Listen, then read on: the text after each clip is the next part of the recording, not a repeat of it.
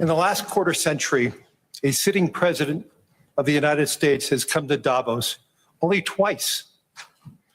Both times it was Donald Trump. So when I asked to serve in this new role that I have, he was one of the first leaders I called and invited to return. I first met the president about 25 years ago, but I worked most closely with him during the early months of COVID. This was March 2020. Markets were under extreme stress. Some economists were warning we could be headed towards a second Great Depression. What stood out to me during the extraordinary period was a president's willingness to bring together people from governments and business, across institutions, across perspective, to think differently, and importantly, to act decisively. That instinct to act, especially in pivotal moments, is one reason I think he values the World Economic Forum.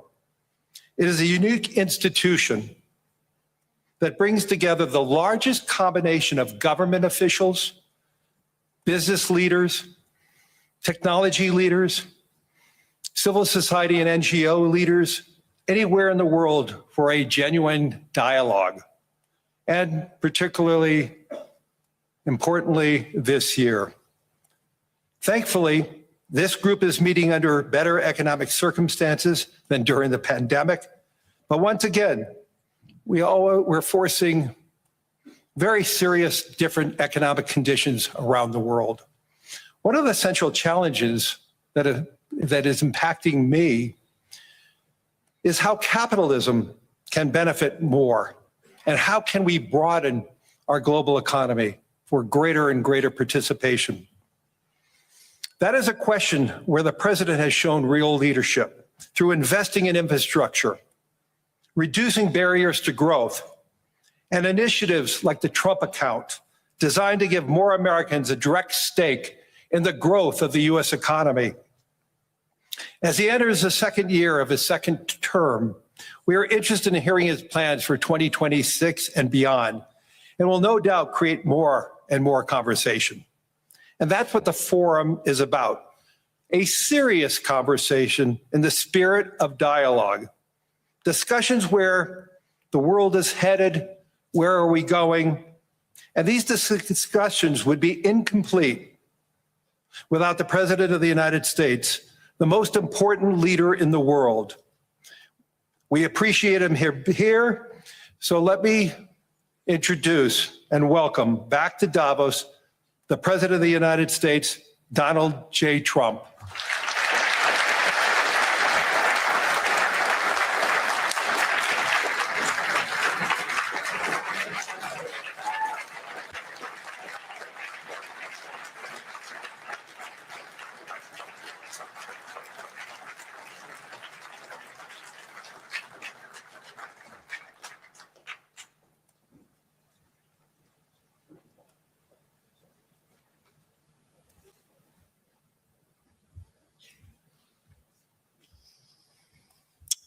Well, thank you very much, Larry. It's great to be back in beautiful Davos, Switzerland.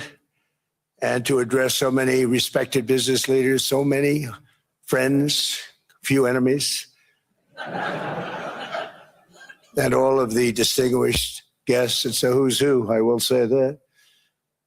I've come to this year's World Economic Forum with truly phenomenal news from America. Yesterday marked the one-year anniversary of my inauguration, and today, after 12 months back in the White House, our economy is booming, growth is exploding, productivity is surging, investment is soaring, incomes are rising, inflation has been defeated, our previously open and dangerous border is closed and virtually impenetrable, and the United States is in the midst of the fastest and most dramatic economic turnaround in our country's history. Under the Biden administration, America was plagued by the nightmare of stagflation, meaning low growth, and high inflation, a recipe for misery, failure, and decline. But now, after just 1 year of my policies, we are witnessing the exact opposite: virtually no inflation and extraordinarily high economic growth. Growth like I believe you'll see very shortly our country has never seen before, perhaps no country has ever seen before. Over the past 3 months, core inflation has been just 1.6%. Meanwhile, fourth quarter growth is projected to be 5.4%, far greater than anybody other than myself and a few others had predicted. Since the election, the stock market has set 52 all-time high records. So that's in 1 year, 52 records, adding $9 trillion in value to retirement accounts, 401ks, and people's savings. People are doing very well. They're very happy with me. Since my inauguration, we've lifted more than 1.2 million people off of food stamps, and after 4 years in which Biden secured less than $1 trillion of new investment in our country. Think of that, 1 trillion, substantially less than that. In 4 years, we've secured commitments for a record-breaking $18 trillion, and we think when the final numbers come out, they'll be closer to $20 trillion of investment. That's never been done by any country at any time, not even close. Just over 1 year ago, under the radical left Democrats, we were a dead country.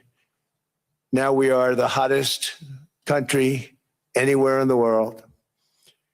In fact, the United States economy is on pace to grow at double the rate that was projected by the IMF just last April.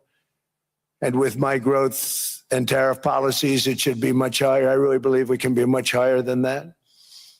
And this is all great news, and it's great for all nations. The USA is the economic engine on the planet. And when America booms, the entire world booms. It's been the history. When it goes bad, it goes bad. You all follow us down and you follow us up. And we're at a point that I don't believe we've ever been. I never thought we could do it this quickly.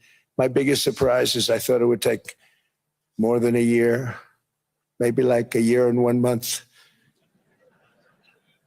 But it's happened very quickly. This afternoon, I want to discuss how we have achieved this economic miracle, how we intend to raise living standards for our citizens to levels never seen before, and perhaps how you too and the places where you come from can do much better by following what we're doing, because certain places in Europe are not even recognizable, frankly, anymore. They're not recognizable.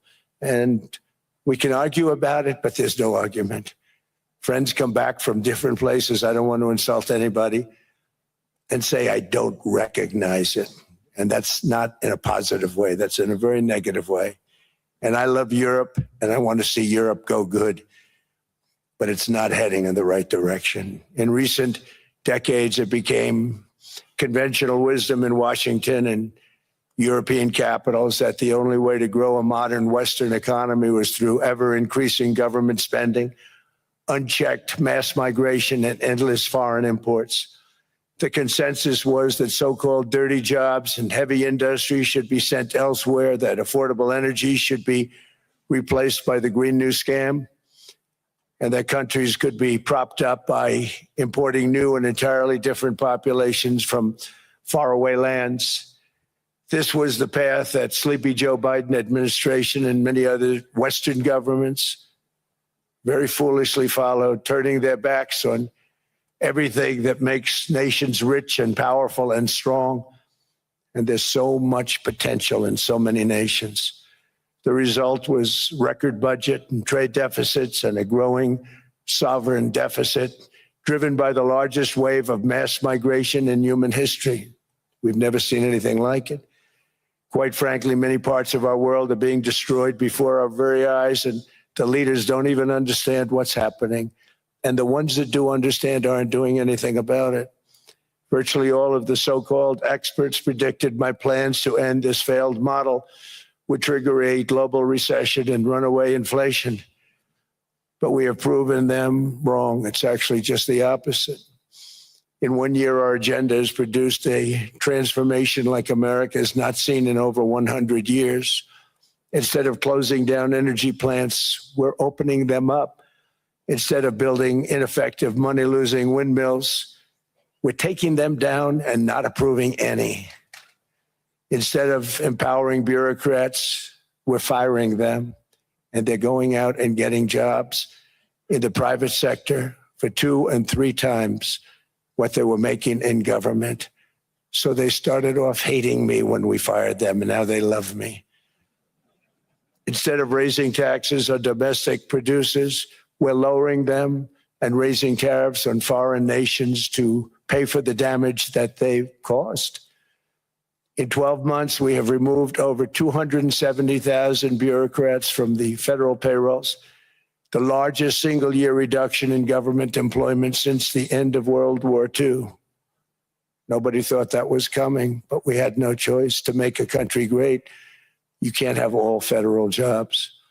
We've cut federal spending by $100 billion and slashed the federal budget deficit by 27% in the single year. It's going to go down quite a bit more from that, driving inflation way down from the record highs of the Biden administration. Every month, they went up and up and up. I promised to cut 10 old regulations for every single new regulation, but instead I've cut, actually till this point, 129 regulations for every one new regulation approved. So every time they come in with a new regulation, we do at least 10, but so far it's averaging out to 129, if you can believe it. In July, we passed the largest tax cuts in American history, including no tax on tips, no tax on overtime, no tax on Social Security for our great seniors. We also provided 100% expensing. That's the one they like. And bonus depreciation for all new equipment and capital investments to help companies expand and shift production to America.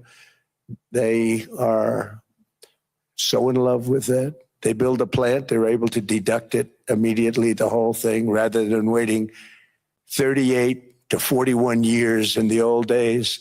This is a miracle taking place. Nobody thought it would ever be done by any country, but it's done by us. It was what made my first term the most successful 4-year term that we've ever had from a financial standpoint. And now we've upped it. This is a 10-year program, not a 1-year program, but you're allowed to deduct everything in 1 year. It used to be 38 to 41 years. With tariffs, we've radically reduced our ballooning trade deficit, which was the largest in world history. We were losing more than $1 trillion every single year, and it was just wasted. It was going to waste.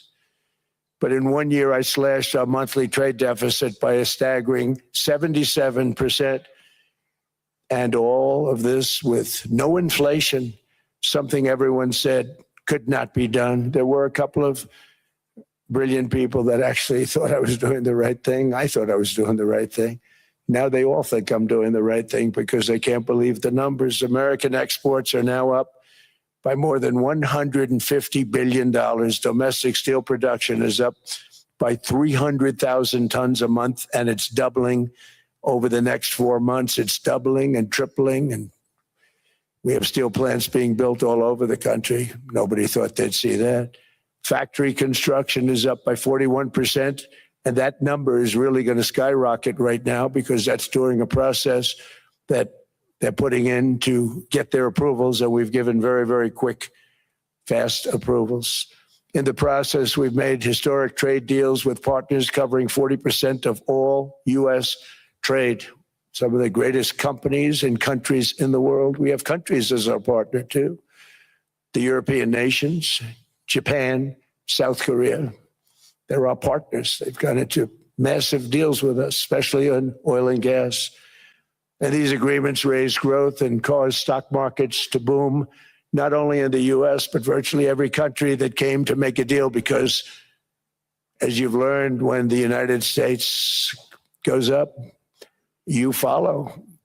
It's really become a staple. In America, I've stopped the nation-wrecking energy policies that drive up prices while sending jobs and factories to the world's worst polluters. They are indeed polluters. Under sleepy Joe Biden, new domestic oil and gas leases fell by 95%. Think of that. And they wonder, why was gasoline going up so fast? The gasoline actually topped $5 a gallon, and some places $7 a gallon, and more than 100 major power plants were violently shut down by incompetent people that had no idea what the hell they were doing. Under my leadership, U.S. natural gas production is at an all-time high by far. U.S. oil production is up by 730,000 barrels a day, and last week we picked up 50 million barrels from Venezuela alone. Venezuela has been an amazing place for so many years, but then they went bad with their policies. 20 years ago, it was a great country, and now it's got problems, but we're helping them. And those 50 million barrels, we're going to be splitting up with them, and they'll be making more money. They've made it a long time. Venezuela is going to do fantastically well. We appreciate all of the cooperation we've been giving. We've been giving great cooperation. Once the attack ended, and they said, let's make a deal. More people should do that. But Venezuela is going to make more money in the next 6 months than they've made in the last 20 years. Every major oil company is coming in with us. It's amazing. It's a beautiful thing to see. The leadership of the country has been very good. They've been very, very smart. The price of gasoline is now below $2.50 a gallon in many states, $2.30 a gallon in most states. Then we'll soon be averaging less than $2 a gallon. In many places, it's already down even lower, $1.95 a gallon.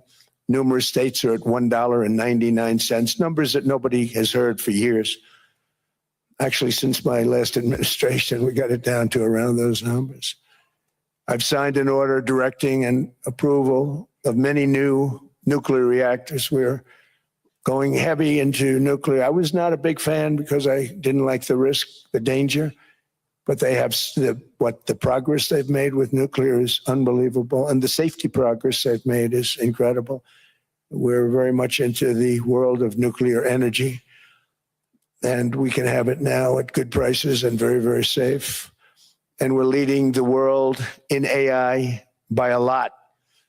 We're leading China by a lot. I think President Xi respects what we've done, in part because I've allowed these big companies building these massive buildings to build their own electric capacity. They're building their own power plants, which when added up is more than any country anywhere in the world is doing. I read recently an article in the Wall Street Journal that China's creating so much energy, and they are, I got to hand it to them, but we're creating as much or more, and we're letting them do that. I'm very proud of it. It was my idea. I said, you can't create this much energy. We needed more than double the energy currently in the country just to take care of the AI plants. And I said, we can't do that. We have an old grid system. And I came up with the idea, you people are brilliant. You have a lot of money. Let's see what you can do. You can build your own electric generating plants. And they looked at me. They didn't believe me. All of the names that are, I think, in the room right now, if you want to know the truth. They didn't believe it. And I said, no, you can't. They came back 2 weeks and they didn't have the plant. They said, we thought you were kidding. I said, no, not only am I not kidding, you're going to have your approvals within 2 weeks. I always say nuclear will take 3 weeks. But most aren't going that. They're going oil and gas. They're even going coal in some cases. Because of my landslide election victory, the United States avoided the catastrophic energy collapse, which befell every European nation that pursued the Green New Scam, perhaps the greatest hoax in history. The Green New Scam, windmills all over the place, destroy your land, destroy your land. Every time that goes around, you lose $1,000. You're supposed to make money with energy, not lose money. Here in Europe, we've seen the fate that the radical left tried to impose on America. They tried very hard. Germany now generates 22% less electricity than it did in 2017. And it's not the current chancellor's fault. He's solving the problem. He's going to do a great job. But what they did before he got there, I guess that's why he got there. And electricity prices are 64% higher. The United Kingdom produces just 1/3 of the total energy from all sources that it did in 1999. Think of that, 1/3. And they're sitting on top of the North Sea, one of the greatest reserves anywhere in the world, but they don't use it. And that's one reason why their energy has reached catastrophically low levels with equally high prices. High prices, very low levels. Think of that, 1/3. And you're sitting on top of the North Sea. And they like to say, well, you know, that's depleted. It's not depleted. It's got 500 years. They haven't even found the oil. The North Sea is incredible. They don't let anybody drill. Environmentally, they don't let them drill. They make it impossible for the oil companies to go. They take 92% of the revenues. So the oil companies say, we can't do it. They came to see me. Is there anything you can do? I want Europe to do great. I want UK to do great. They're sitting on one of the greatest energy sources in the world, and they don't use it. In fact, their electricity prices have soared 139%. There are windmills all over Europe. There are windmills all over the place, and they are losers. One thing I've noticed is that the more windmills a country has, the more money that country loses and the worse that country is doing. China makes almost all of the windmills, and yet I haven't been able to find any wind farms in China. Did you ever think of that? It's a good way of looking at it. They're smart. China is very smart. They make them, they sell them for a fortune. They sell them to the stupid people that buy them, but they don't use them themselves. They put up a couple of big wind farms, but they don't use them. They just put them up to show people what they could look like. They don't spin. They don't do anything. They use a thing called coal mostly. But China goes with the coal. They go with oil and gas. They're starting to look at nuclear a little bit, and they're doing just fine. They make a fortune selling the windmills, though, and I think really that's one that they wouldn't be surprised if it stopped. They are shocked that it continues to go. They're very friendly with me. They're shocked that people continue to buy those damn things. They killed the birds. They ruin your landscapes. Other than that, I think they're fabulous, by the way. Stupid people buy them. The consequences of such destructive policies have been stark, including lower economic growth, lower standards of living, lower birth rates, more socially disruptive migration, more vulnerability to hostile foreign adversaries, and much, much smaller militaries. The United States cares greatly about the people of Europe. We really do. I mean, look, I am derived from Europe. Scotland and Germany, 100% Scotland, my mother, 100% German, my father. And we believe deeply in the bonds we share with Europe as a civilization. I want to see it do great. That's why issues like energy, trade, immigration, and economic growth must be central concerns to anyone who wants to see a strong and united West. because Europe and those countries have to do their thing. They have to get out of the culture that they've created over the last 10 years. It's horrible what they're doing to themselves. They're destroying themselves. It's beautiful, beautiful places. We want strong allies, not seriously weakened ones. We want Europe to be strong. Ultimately, these are matters of national security, and perhaps no current issue makes the situation more clear than what's currently going on with Greenland. Would you like me to say a few words of Greenland?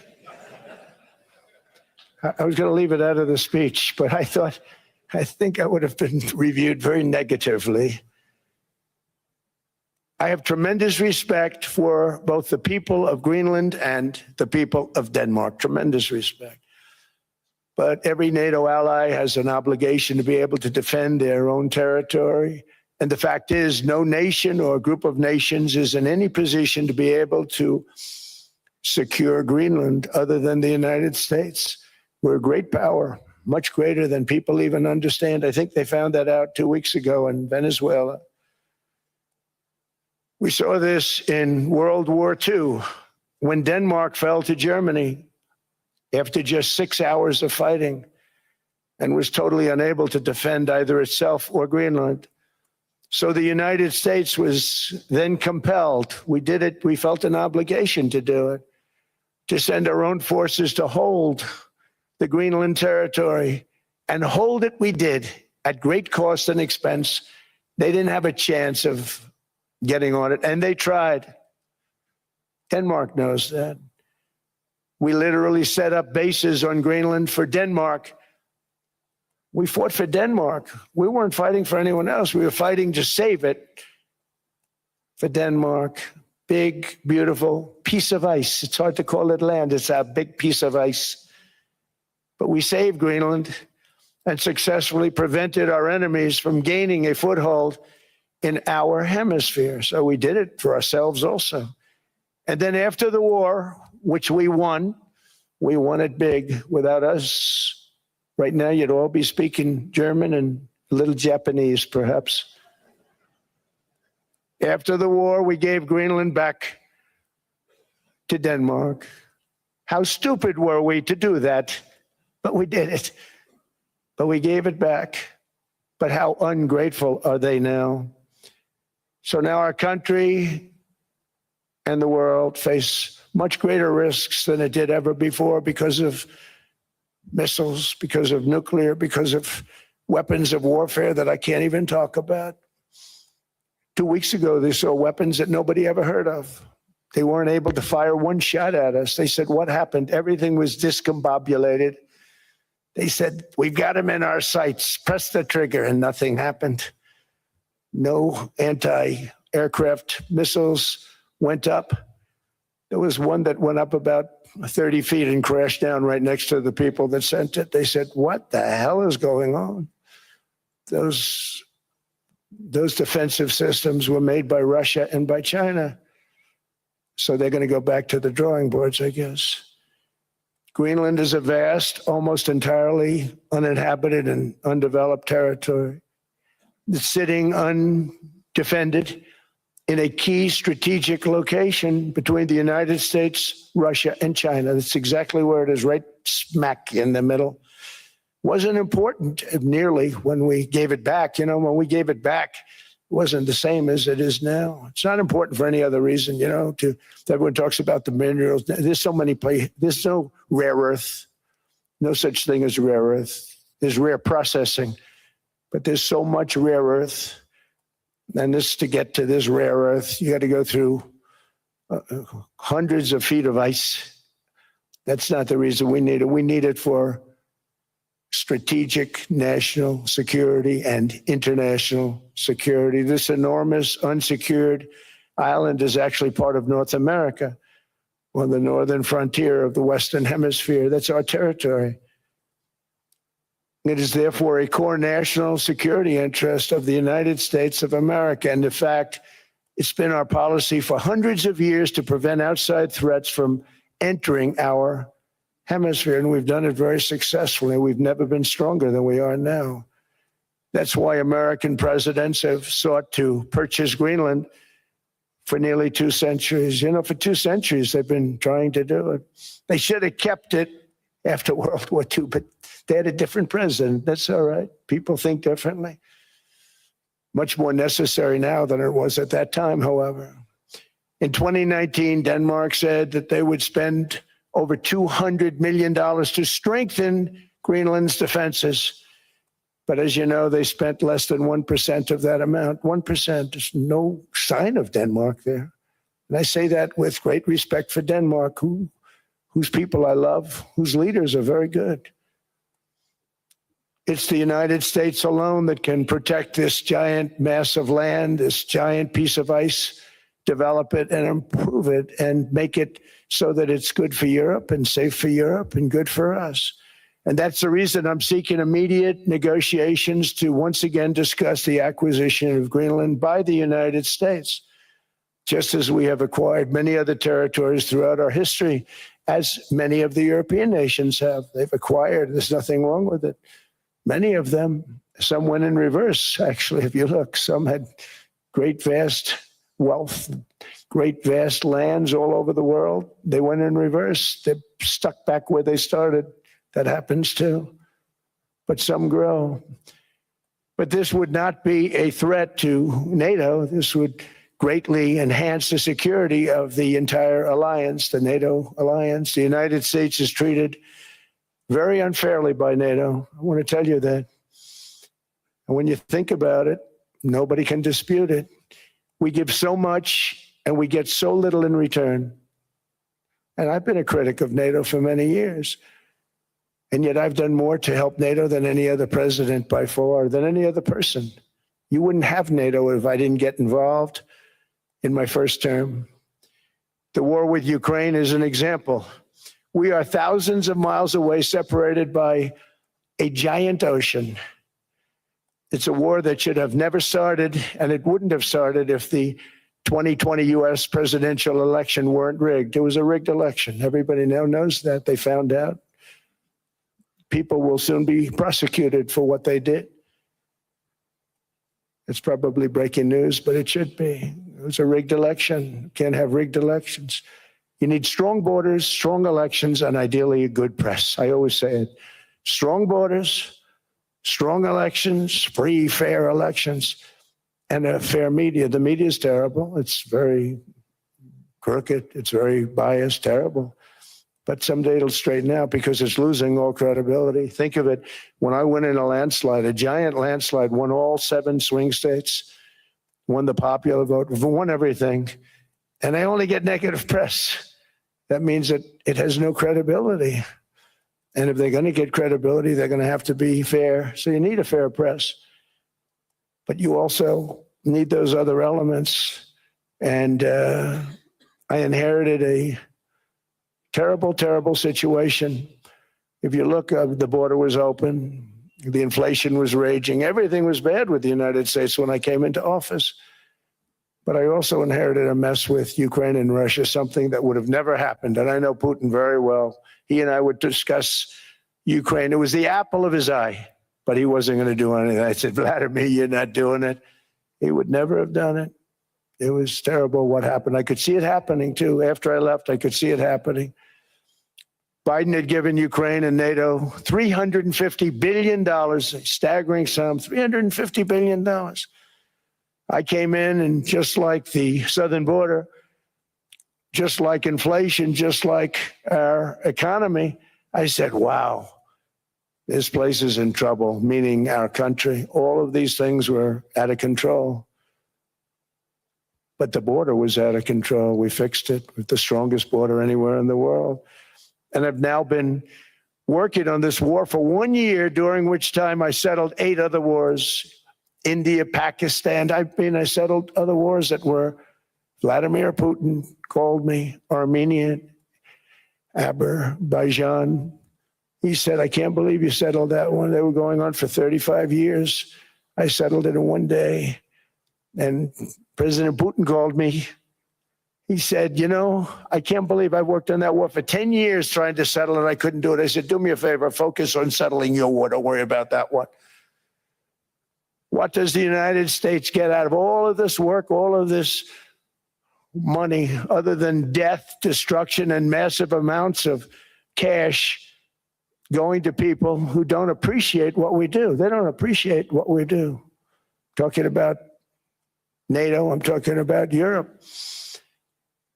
They have to work on Ukraine. We don't. The United States is very far away. We have a big, beautiful ocean separating us. We have nothing to do with it. Until I came along, NATO was only supposed to pay 2% of GDP, but they weren't paying. Most of the countries weren't paying anything. The United States was paying for virtually 100% of NATO. And I got that stopped. I said, that's not fair. But then more importantly, I got NATO to pay 5%, and now they were paying, and now they are paying. So something nobody said was possible. They said, we will never go up higher than 2%. But they went to 5%, and now they're paying the 5. They didn't pay the 2, and now they're paying the 5. And they're stronger for it, and they have an excellent, by the way, Secretary General, who's possibly in the room. Mark, are you here? Yes, he's here. Hello, Mark. We never asked for anything, and we never got anything. We probably won't get anything unless I decide to use excessive strength and force, where we would be, frankly, unstoppable. But I won't do that. Okay? Now everyone's saying, oh, good. That's probably the biggest statement I made, because people thought I would use force. I don't have to use force. I don't want to use force. I won't use force. All the United States is asking for is a place called Greenland, where we already had it as a trustee, but respectfully returned it back to Denmark not long ago after we defeated the Germans, the Japanese, the Italians, and others in World War II. We gave it back to them. We were a powerful force then, but we are a much more powerful force now. After I rebuilt the military in my first term and continue to do so today, we have a budget of $1.5 trillion. We're bringing back battleships.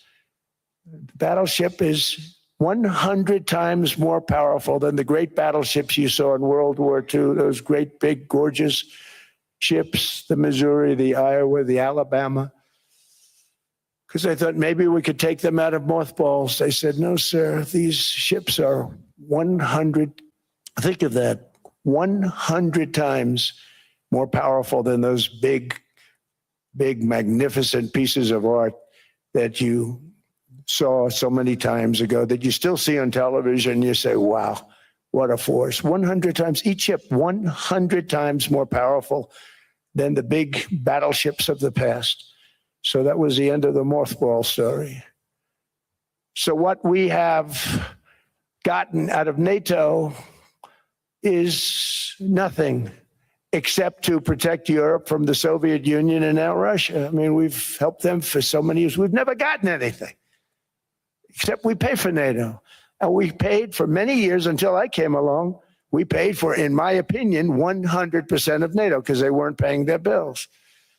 And all we're asking for is to get Greenland, including right title and ownership, because you need the ownership to defend it. You can't defend it on a lease. Number one, legally, it's not defensible that way, totally. And number two, psychologically, who the hell wants to defend a license agreement or a lease, which is a large piece of ice in the middle of the ocean where if there is a war, much of the action will take place on that piece of ice. Think of it. Those missiles would be flying right over the center of that piece of ice. All we want from Denmark for national and international security and to keep our very energetic and dangerous potential enemies at bay is this land on which we're going to build the greatest golden dome ever built. We're building a golden dome that's going to, just by its very nature, going to be defending Canada. Canada gets a lot of freebies from us, by the way. They should be grateful also, but they're not. I watched your prime minister yesterday. He wasn't so grateful.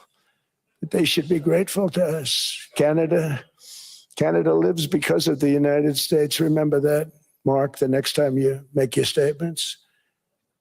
What we did for Israel was amazing, but that's nothing compared to what we have planned for the United States, Canada, and the rest of the world. We are going to build a dome like no other. We did it. We did it for Israel. And by the way, I told Bibi, stop taking credit for the dome. That's our technology. That's our stuff. But they had a lot of courage, and they were good fighters, and they did a good job, and we wiped out the Iran nuclear threat like nobody can believe. Nobody's ever seen anything like it.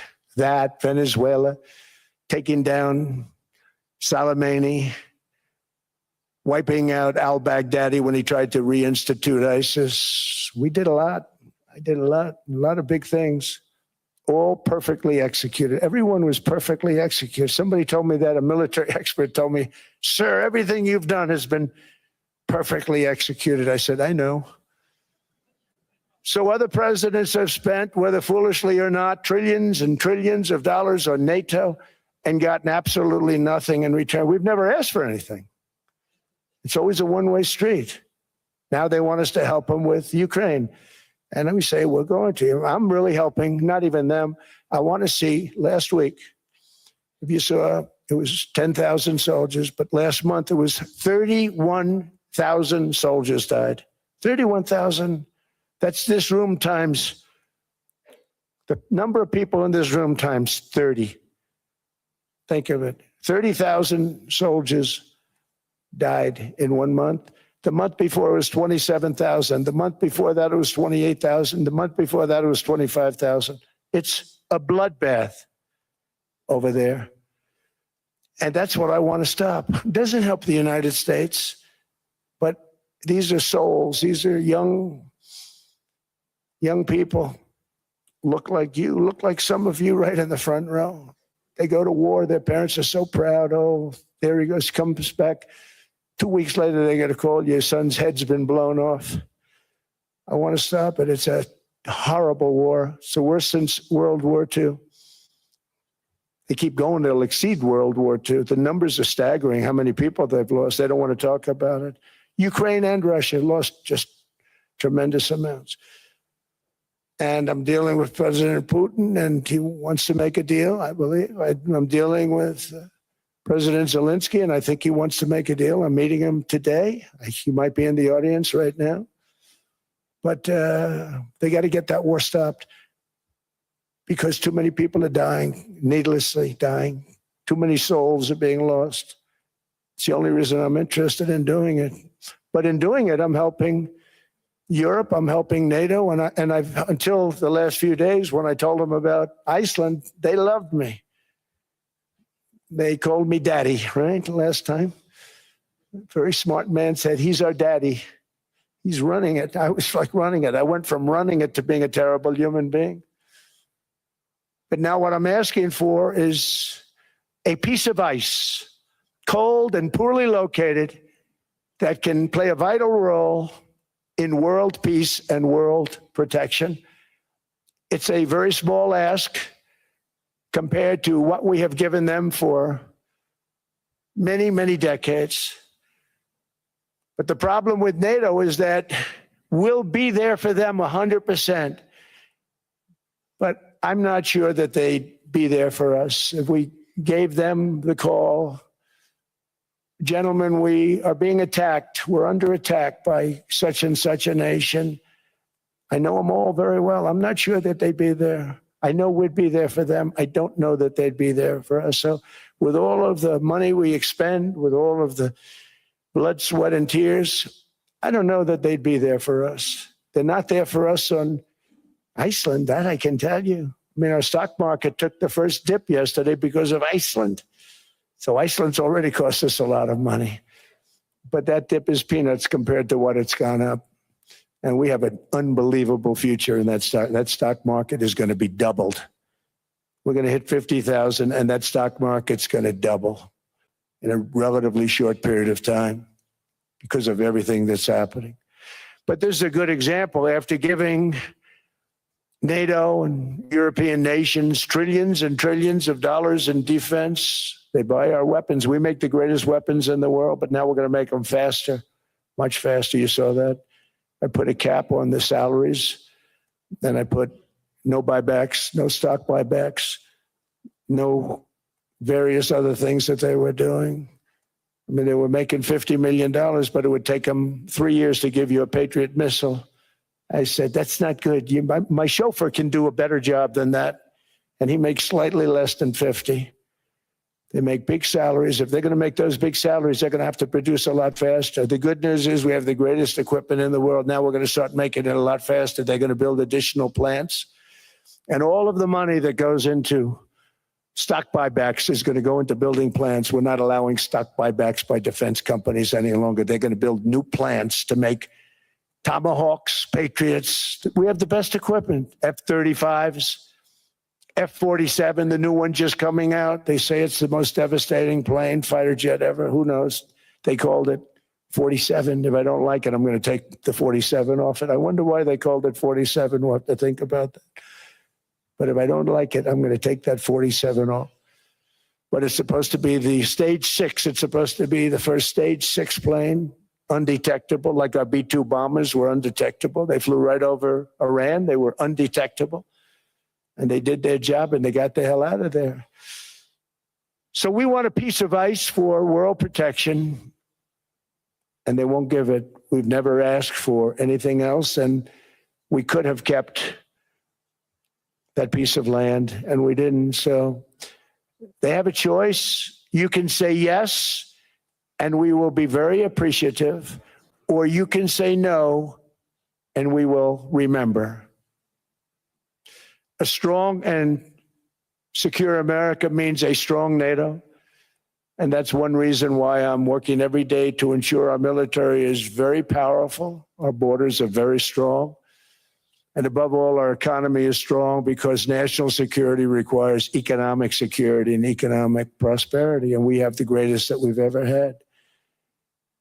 Biden and his allies destroyed our economy and gave us perhaps the worst inflation in American history. They say 48 years, I say forever, but I think 48 years is the equivalent to forever. Whether it's 48 years or ever, it's terrible, costing the typical family $33,000. What they did to this country should never, ever be forgotten. It's early, but he has to be rated as the worst president we've ever had by far. The auto pen did much of the damage. The auto pen, he was the auto pen president, because I don't believe a sane president would have ever signed the kind of things that he signed. But now grocery prices, energy prices, airfares, mortgage rates, rent, and car payments are all coming down, and they're coming down fast. We inherited a mess, but we've done a hell of a job in 12 months. Under my most favored nation policy for drug prices, the cost of prescription drugs is coming down by up to 90%, depending on the way you calculate. You could also say 5, 6, 7, 800%. There are two ways of figuring that. But we have a favored nations policy that every president wanted, no president was able to get. I got it, and other nations approved it. And I had to use tariffs in order to get it because they said, no way. In other words, a pill that costs 10% in London costs $130. Think it costs $10 in London, costs $130 in New York or in Los Angeles. And I'd say, boy, that's bad. Friends of mine would say, you know, we go to London, you can buy the stuff for nothing. We go all over the world, we can buy it for nothing. Because basically America was subsidizing every nation in the world because presidents allowed them to get away with it. It became very tough. So when I called up Emmanuel Macron, I watched him yesterday with those beautiful sunglasses. What the hell happened? But I watched him sort of be tough. But he was at $10 for a pill. And I said, Emmanuel, and I have all the big pharmaceutical companies are in total agreement. It wasn't easy, by the way. They're tough, smart. They've been getting away with the scam for a long time. But they gave it up. But they said, you'll never get the countries to approve it.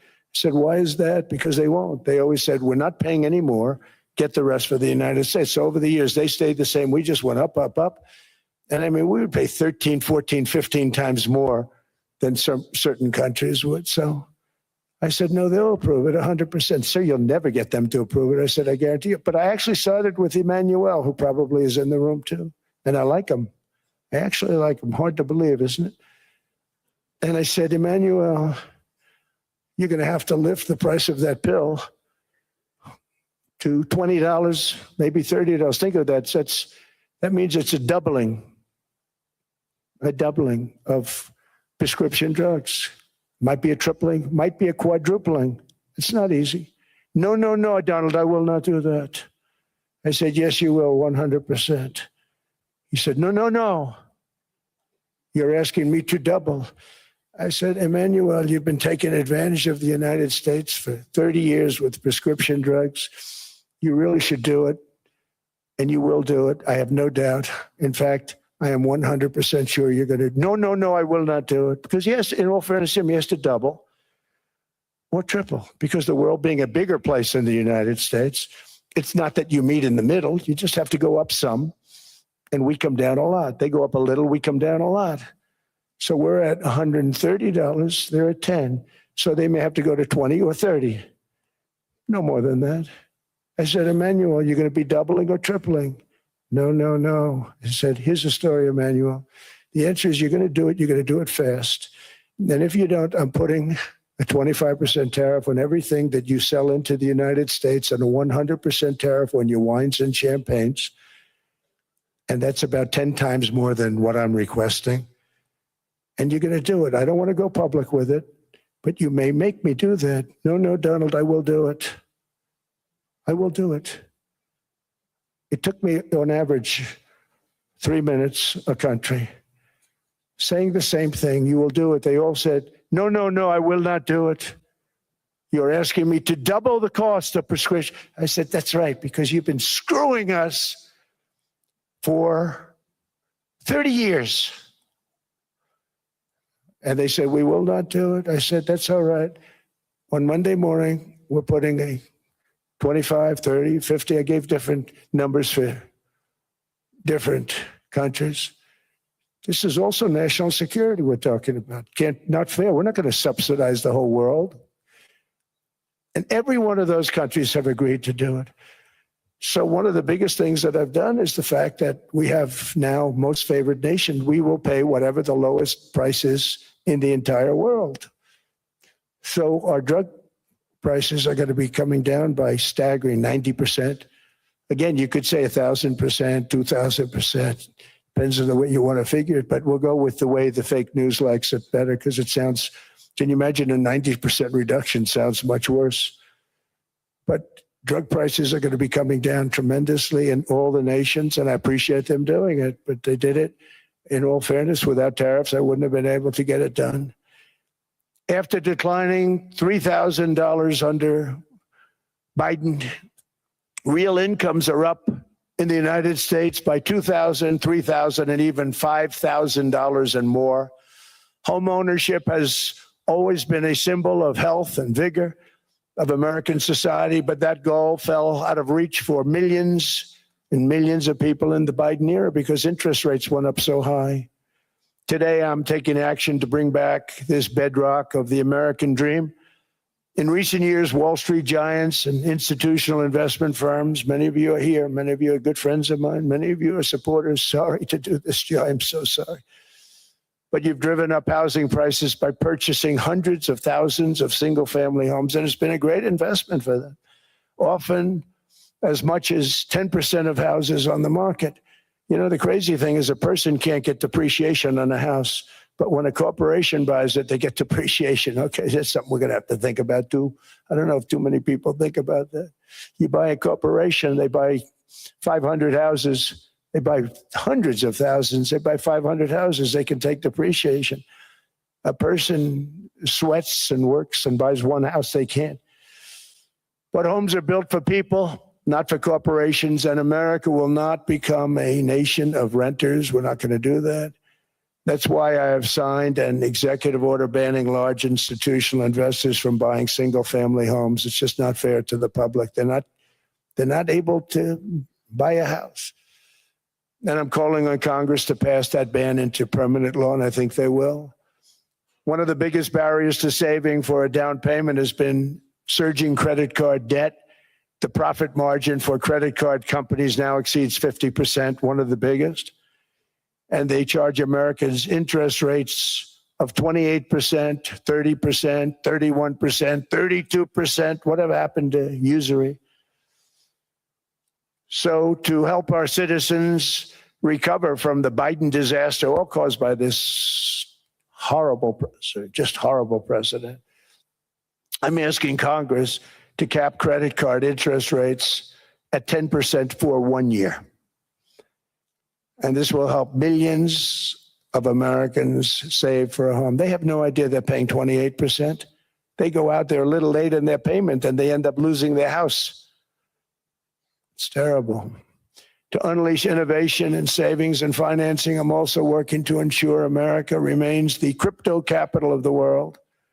And to that end, last year, I signed the landmark Genius Act into law. Now Congress is working very hard on crypto market structure legislation, Bitcoin, all of them, which I hope to sign very soon, unlocking new pathways for Americans to reach financial freedom. And I did it for two reasons. Number one, I thought it was politically good, and it was. I got tremendous political support. But more importantly, China wanted that market too. It's just like they want the AI.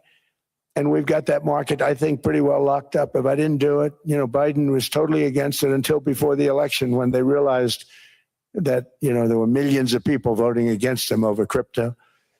And all of a sudden they loved it very much, but it was too late. They blew it. But it is politically popular, but it's much more importantly, we have to make it so that China doesn't get the hold of it. And once they have that hold, we're not going to be able to get it back. So I'm honored to have done it. Finally, I've instructed government-backed institutions to purchase up to $200 billion in mortgage bonds to bring down interest rates. And I'll be announcing a new Fed chairman in the not too distant future. I think he'll do a very good job.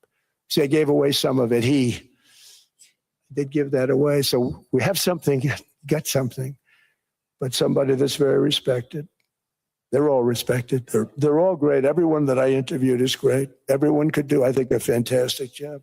Problem is they change once they get the job. They do. They're saying everything I want to hear, and then they get the job. They're locked in for 6 years. They get the job, and all of a sudden, let's raise rates a little bit. I call them, sir, we'd rather not talk about this. It's amazing how people change once they have the job. It's too bad. Sort of disloyalty, but they got to do what they think is right. We have a terrible chairman right now, Jerome, too late Powell. He's always too late.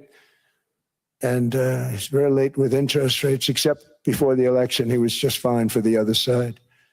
So we're going to have somebody that's great, and we hope he does the right job. Last week, the average 30-year mortgage rate dropped below 6% for the first time in many years. Another major factor in driving up housing costs was the mass invasion of our borders. And I have to say one thing about housing, because nobody ever says this.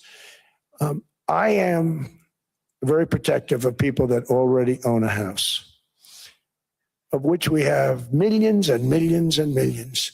And because we have had such a good run, the house values have gone up tremendously. And these people have become wealthy. They weren't wealthy. They become wealthy because of their house. And every time you make it more and more and more affordable for somebody to buy a house cheaply, you're actually hurting the value of those houses, obviously, because the one thing works in tandem with the other. And I don't want to do anything that's going to hurt the value of people that own a house, who for the first time in their lives are walking around the streets of whatever city they're in, very proud that their house is worth $500,000, $600,000, $700,000. Now, if I want to really crush the housing market, I could do that so fast that people could buy houses, but you would destroy a lot of people that already have houses. In some cases, they've mortgaged their house, and the mortgage would be very low, And all of a sudden, the mortgage without any changes becomes very high, and they end up losing the house. I'm not going to hurt, and I speak with Scott, who's doing a fantastic job, and Howard, who's doing a fantastic job, and all of my people. And I always say, look, I can crush the hell out of the market. We can drop interest rates to a level, and that's one thing we do want to do. That's natural. That's good for everybody. The dropping of the interest rates, we should be paying a much lower interest rate than we are. We should be paying the lowest interest rate of any country in the world, because without the United States, you don't have a country. I mean, I had a case with Switzerland. We happened to be in Switzerland. Maybe I'll give you a quick story. But they were paying nothing. They make beautiful watches, great watches, Rolex, all of them. They were paying nothing to the United States when they sent their product in. And we had a $41 billion deficit, $41 billion with this beautiful place. Flew over it, isn't it nice? So I said, let's put a 30% tariff on them so that we get back some of it, not all of it at all. We still have a deficit, big deficit. We had 41 million. That's a big deficit. And I said, let's put a tariff on. Different tariffs, different places. You're all party to them. In some cases, victims to them. But in the end, it's a fair thing. And most of you realize that. But we put a 30% tariff on Switzerland, and all hell broke loose. They were calling, like you wouldn't believe. And I know so many people from Switzerland, incredible place, incredible, brilliant place. But I didn't realize that they're only good because of us. And there's so many other examples. Us, probably other places, but a majority of the money they make is because of us, because we never charged them anything.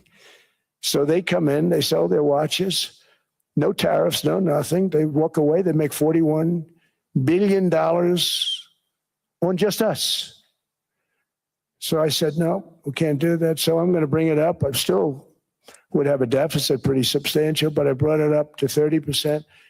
And I guess Prime Minister, I don't think President, I think Prime Minister called a woman, and she was very repetitive. She said, no, you cannot do that, 30%. You cannot do that. We are a small, small country. I said, yeah, but you have a big, big deficit. You may be small, but you have a bigger deficit than big countries. He said, no, please, you cannot do it. Kept saying the same thing over and over. We are a small country. I said, but you're a big country in terms of, and she just rubbed me the wrong way, I'll be honest with you. And I said, all right, thank you, ma'am, appreciate it. Do not do this. Thank you very much, ma'am. And I made it 39%. And then all hell really broke out. And I was paid visits by everybody. Rolex came to see me. They all came to see me. But I realized, and I reduced it, because I don't want to hurt people. I don't want to hurt them. And we brought it down to a, lower level. Doesn't mean it's not going up, but we brought it down to a lower level. But they pay now, tariff. But I realized that we have many places like that where they're making a fortune because of the United States.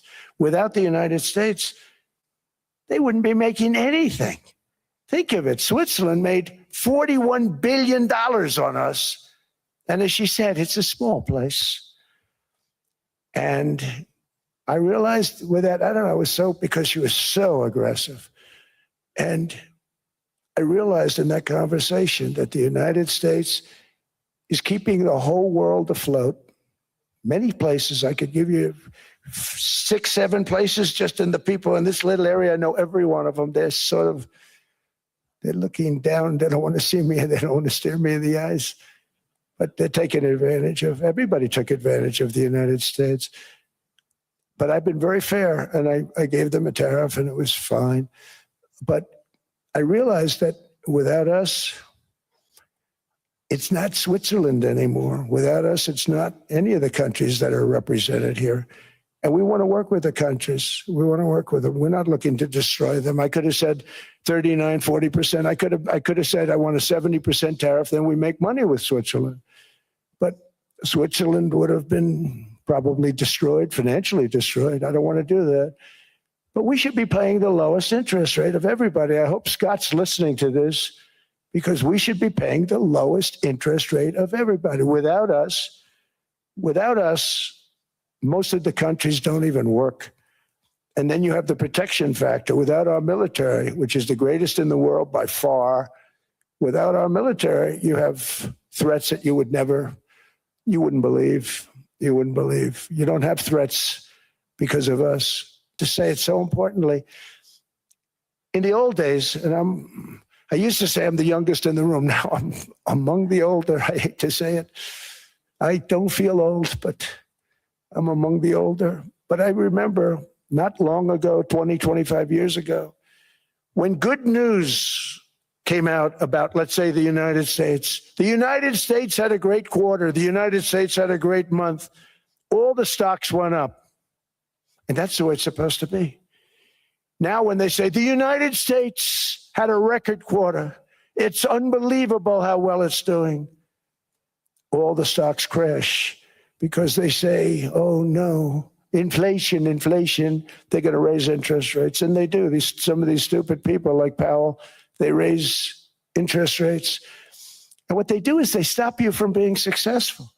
It used to be when we had a great quarter, a great month, great earnings, great anything, any good news, the stock market went up. That's the way it's going to be. We got to do that again because that's the way it should be. Now, when we have a great month, they want to kill it.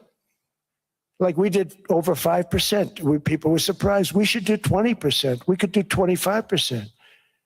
When we announce good numbers, and the reason is they're so petrified of inflation. And growth doesn't mean inflation. We've had tremendous growth with very low inflation. In fact, growth can fight inflation, proper growth. So we want to get back to the days when we announce great numbers, because we're going to be announcing phenomenal. You know, all these factories that are being built at record, thousands of businesses are being built right now. Remember, $18 trillion is invested. I think the second number is 3. And that was China many years ago.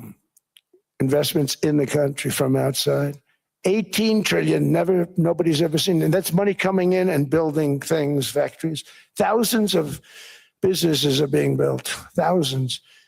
Hundreds of big factories, car plants are moving back to the United States. They're coming in from Canada. They're coming in from Mexico, from Japan. Japan's coming in and building plants here in order to avoid tariffs. They're coming in from China. They're coming in from all over the world. We have more plants being built now, car plants, than we've ever had built, even in the heyday from the 1940s and 50s. And they're bigger. They don't use renovations anymore where they take an old plant, they rip it down, they build a brand new plant, super modern plant. But it's happening at levels that nobody's ever seen. In 2024, the U.S.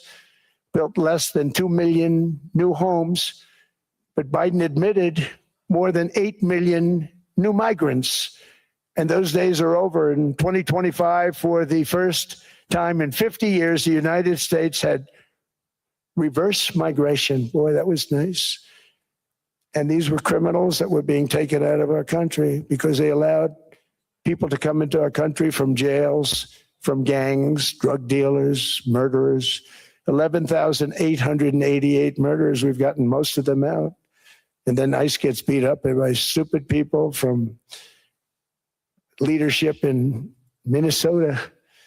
We actually are helping Minnesota so much, but they don't appreciate it. Most places do. You know, Washington, D.C. is the safest place now in the United States. It was a very dangerous place to walk. And now you can walk with your wife, your kids, right through the middle of the city. Right now, Washington, D.C. is as safe as it gets. It was one of the most unsafe. I had to admit, we sent in the military, the National Guard.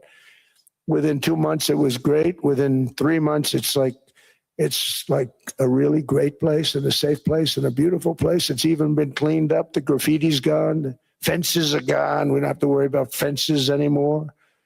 All of the places, the grasses are cut and replaced with new grass in many cases. It's all going to happen in the spring. But Washington and D.C. is beautiful again, and it's safe. New restaurants are opening up. They were all closing. Now you can't get into a restaurant. Restaurants in Washington, D.C. are all opening. Memphis also, Memphis, Tennessee. New Orleans, Louisiana. We're there for 3 weeks. We've cut the crime down by 64% within another month. We'll have virtually no crime there. We can do that all over. We're going to help the people in California. We want to have no crime. I know Gavin was here. I used to get along so great with Gavin when I was president. Gavin's a good guy. And we're going to, if he needed it, I would do it in a heartbeat. I'd love to see. We did help them a lot in Los Angeles, a lot with the early in my term when they had some problems. But we would love to do it. I will say this, if I were a Democrat governor or whatever, I would call up Trump. I'd say, come on in, make us look good, because we're cutting crime down to nothing. And we're taking people out, career criminals who are only going to do bad things, and we're bringing them back to their countries. But where we've done it, it's been amazing. And we have a capacity to do it at much greater levels. We're cutting illegal aliens off welfare and other government benefits. And I have directed that starting immediately, there will be no more payments to sanctuary cities, because they are really just sanctuaries for criminals. They're really protecting criminals. And those are the ones we have to get out of the country: murderers, drug dealers, the mentally insane. They emptied their mental institutions into the United States. And despite that, we have the lowest crime numbers that we've ever had in the history of the country. Just came out. But equally importantly, we're cracking down on more than $19 billion in fraud that was stolen by Somalian bandits. Can you believe that Somalia? They turned out to be higher IQ than we thought. I always say these are low IQ people. How did they go into Minnesota and steal all that money? And we have, they're pirates. They're good pirates, right? But we shoot them out of the water just like we shoot the drug boats out. They're not pirating too many boats lately, do you notice? When they go out into those boats, they want to take over $1.5 billion tanker loaded up with oil. And they say, we're going to blow up your boat. They have powerful weapons. You hit the side of the boat, you blow the whole thing up. The insurance companies are petrified. So they say, just give them the boat. We'll give them money instead. And I don't do that. We blow them right the hell out of the water. We see them going out, we blow them out of the water. We don't have any pirates so much anymore. If we do, they won't be there long. We've cut down with the hitting of the boats that are loaded up with drugs, including submarines. Can you believe they actually buy small, they call mini subs, very fast. They're meant for drugs. We've knocked out 2 of them. The Democrats say they were fishing. You have ruined somebody's fishing weekend, I would say. A submarine is not a fishing boat. You don't fish. But we've knocked down drugs by water, the oceans, the sea, by 97.2%. Think of that. And I actually say, who the hell are the 3%? Because I would not want to be piloting one of those boats. We knocked them down, and now we're going to start on land. We're going to knock it all out. The land is the easy part. What we did on sea is incredible, and that's our great military. The situation in Minnesota reminds us that the West cannot mass import foreign cultures, which have failed to ever build a successful society of their own. I mean, we're taking people from Somalia, and Somalia is it's not a nation. Got no government, got no police, got no military, got no nothing. And then we have this fake congressperson who they just reported is worth $30 million. You believe this? Ilhan Omar, talking about the Constitution. It provides me. She comes from a country that's not a country, and she's telling us how to run America. Not going to get away with it much longer, let me tell you. The explosion of prosperity and conclusion and progress that built the West did not come from our tax codes. It ultimately came from our very special culture. This is the precious inheritance that America and Europe have in common. We share it. We share it, but we have to keep it strong. We have to become stronger, more successful, and more prosperous than ever.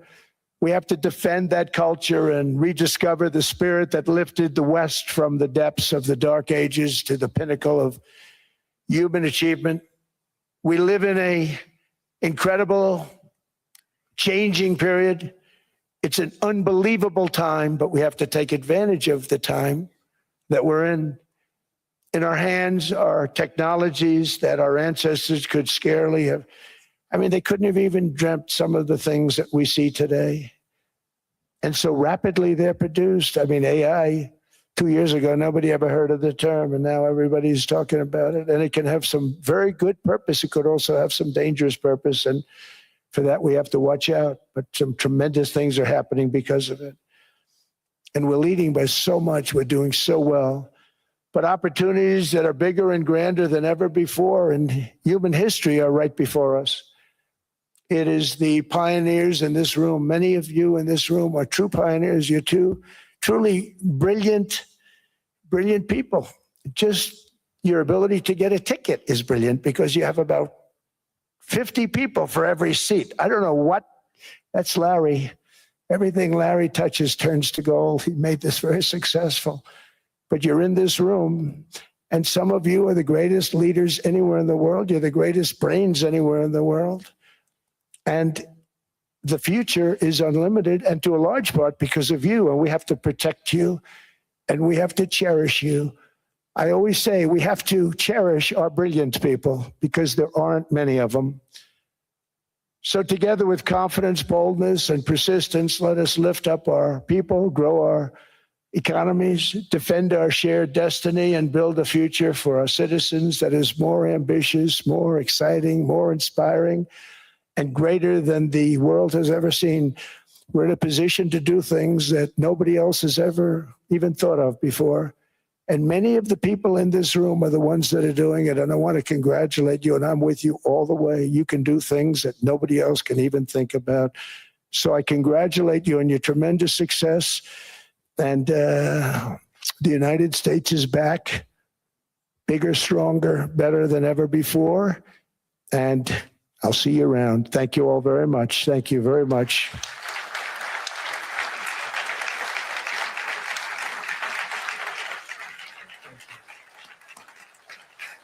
Thank you.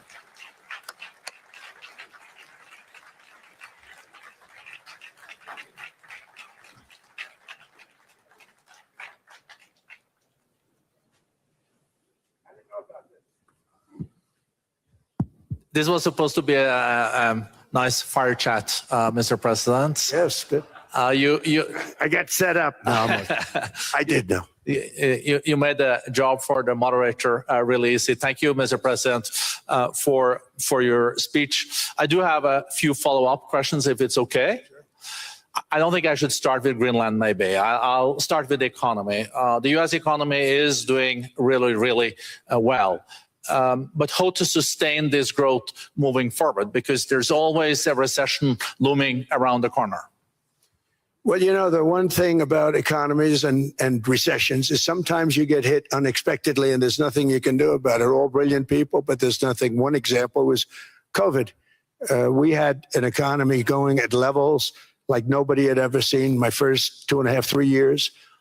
And then I heard the word pandemic, not COVID. They came up with that name over a period of time.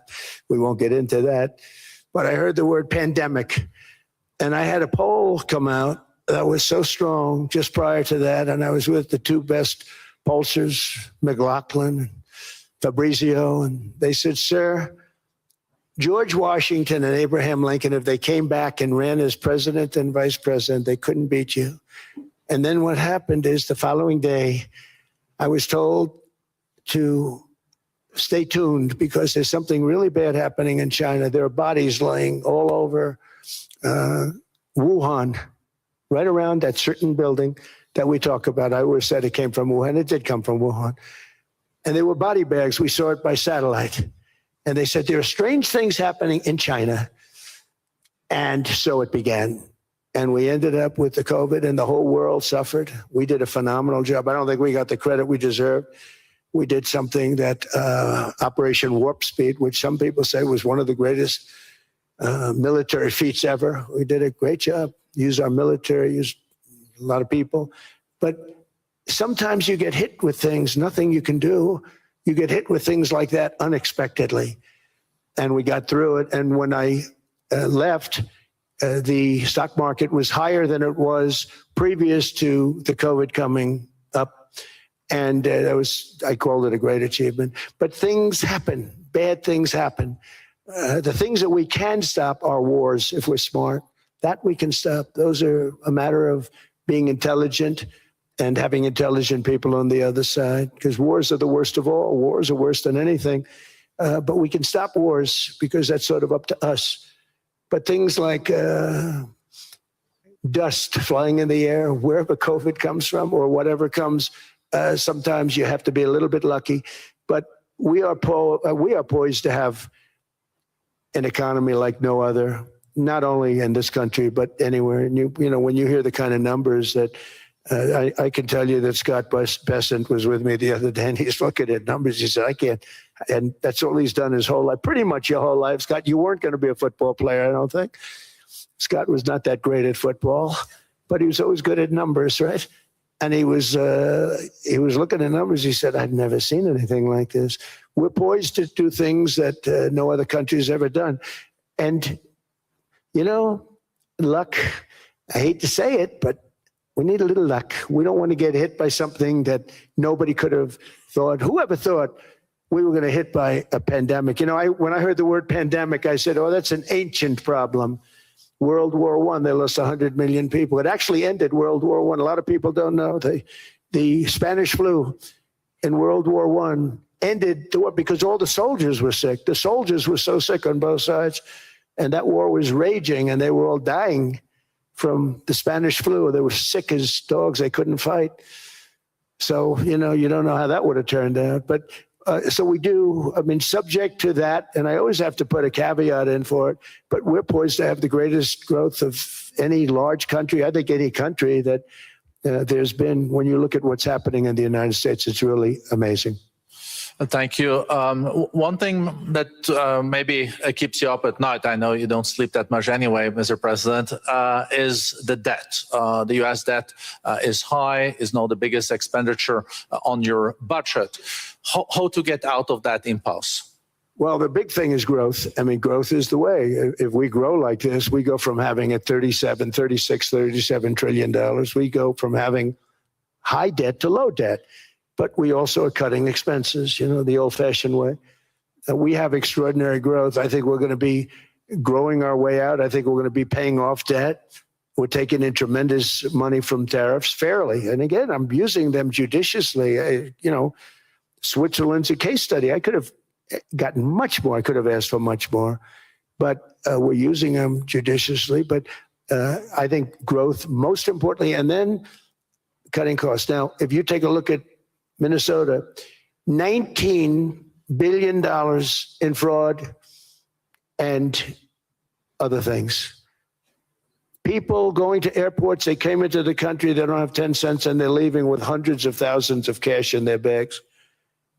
When we get to that, and our DOJ, Pam and Todd, and all the people that work over there, and all of the people that work in here, I can tell you, Scott Bessent is working on that. It's a priority, right? You have your whole team. We're in there looking for where this money is coming from, how much it is. It could be more than $19 billion. Can you believe that? That's just one state. If we were able to cut out 50% of the fraud, 50%, and we should be able to do better than that, we would have a balanced budget without having to talk about even growth. So we have a lot of options, but we're working very hard on that. That's a big deal. It's not just the protests, the fake protests done by agitators and, you know, professional insurrectionists. That's what they are. They're professional troublemakers. But we are looking very strong at the money too in Minnesota and other places. I think, Mr. President, also the $500 billion invested in artificial intelligence and the frontier technologies last year also were driving growth exponentially in the U.S. Well, AI has been a big factor. AI is massive. I mean, Mark Zuckerberg showed me a plant where he put it over a map of Manhattan, and it was basically the size of Manhattan. This is not, I said, you got to be kidding. It's a plant that was miles long, miles wide, very high. I don't think it was high like the Empire State Building, but it was high. And it literally covered most of the island of Manhattan. That's called a big plant. And, you know, when I heard they're going to spend $50 billion building it, I said, what are they, you know, If you spend 50 million, you can build a nice little shopping center. If you spend 500 million, you can build a good shopping center. But how do you spend 50 billion? When I looked at this thing, I said, you think you'll be able to do it for that? It's amazing when, some of the plants that I see, and I see them all. And again, so big is we're letting them build their own electric generation. This way we have no problem. And otherwise they'd be complaining. There'd be nobody able to, we have an old grid system.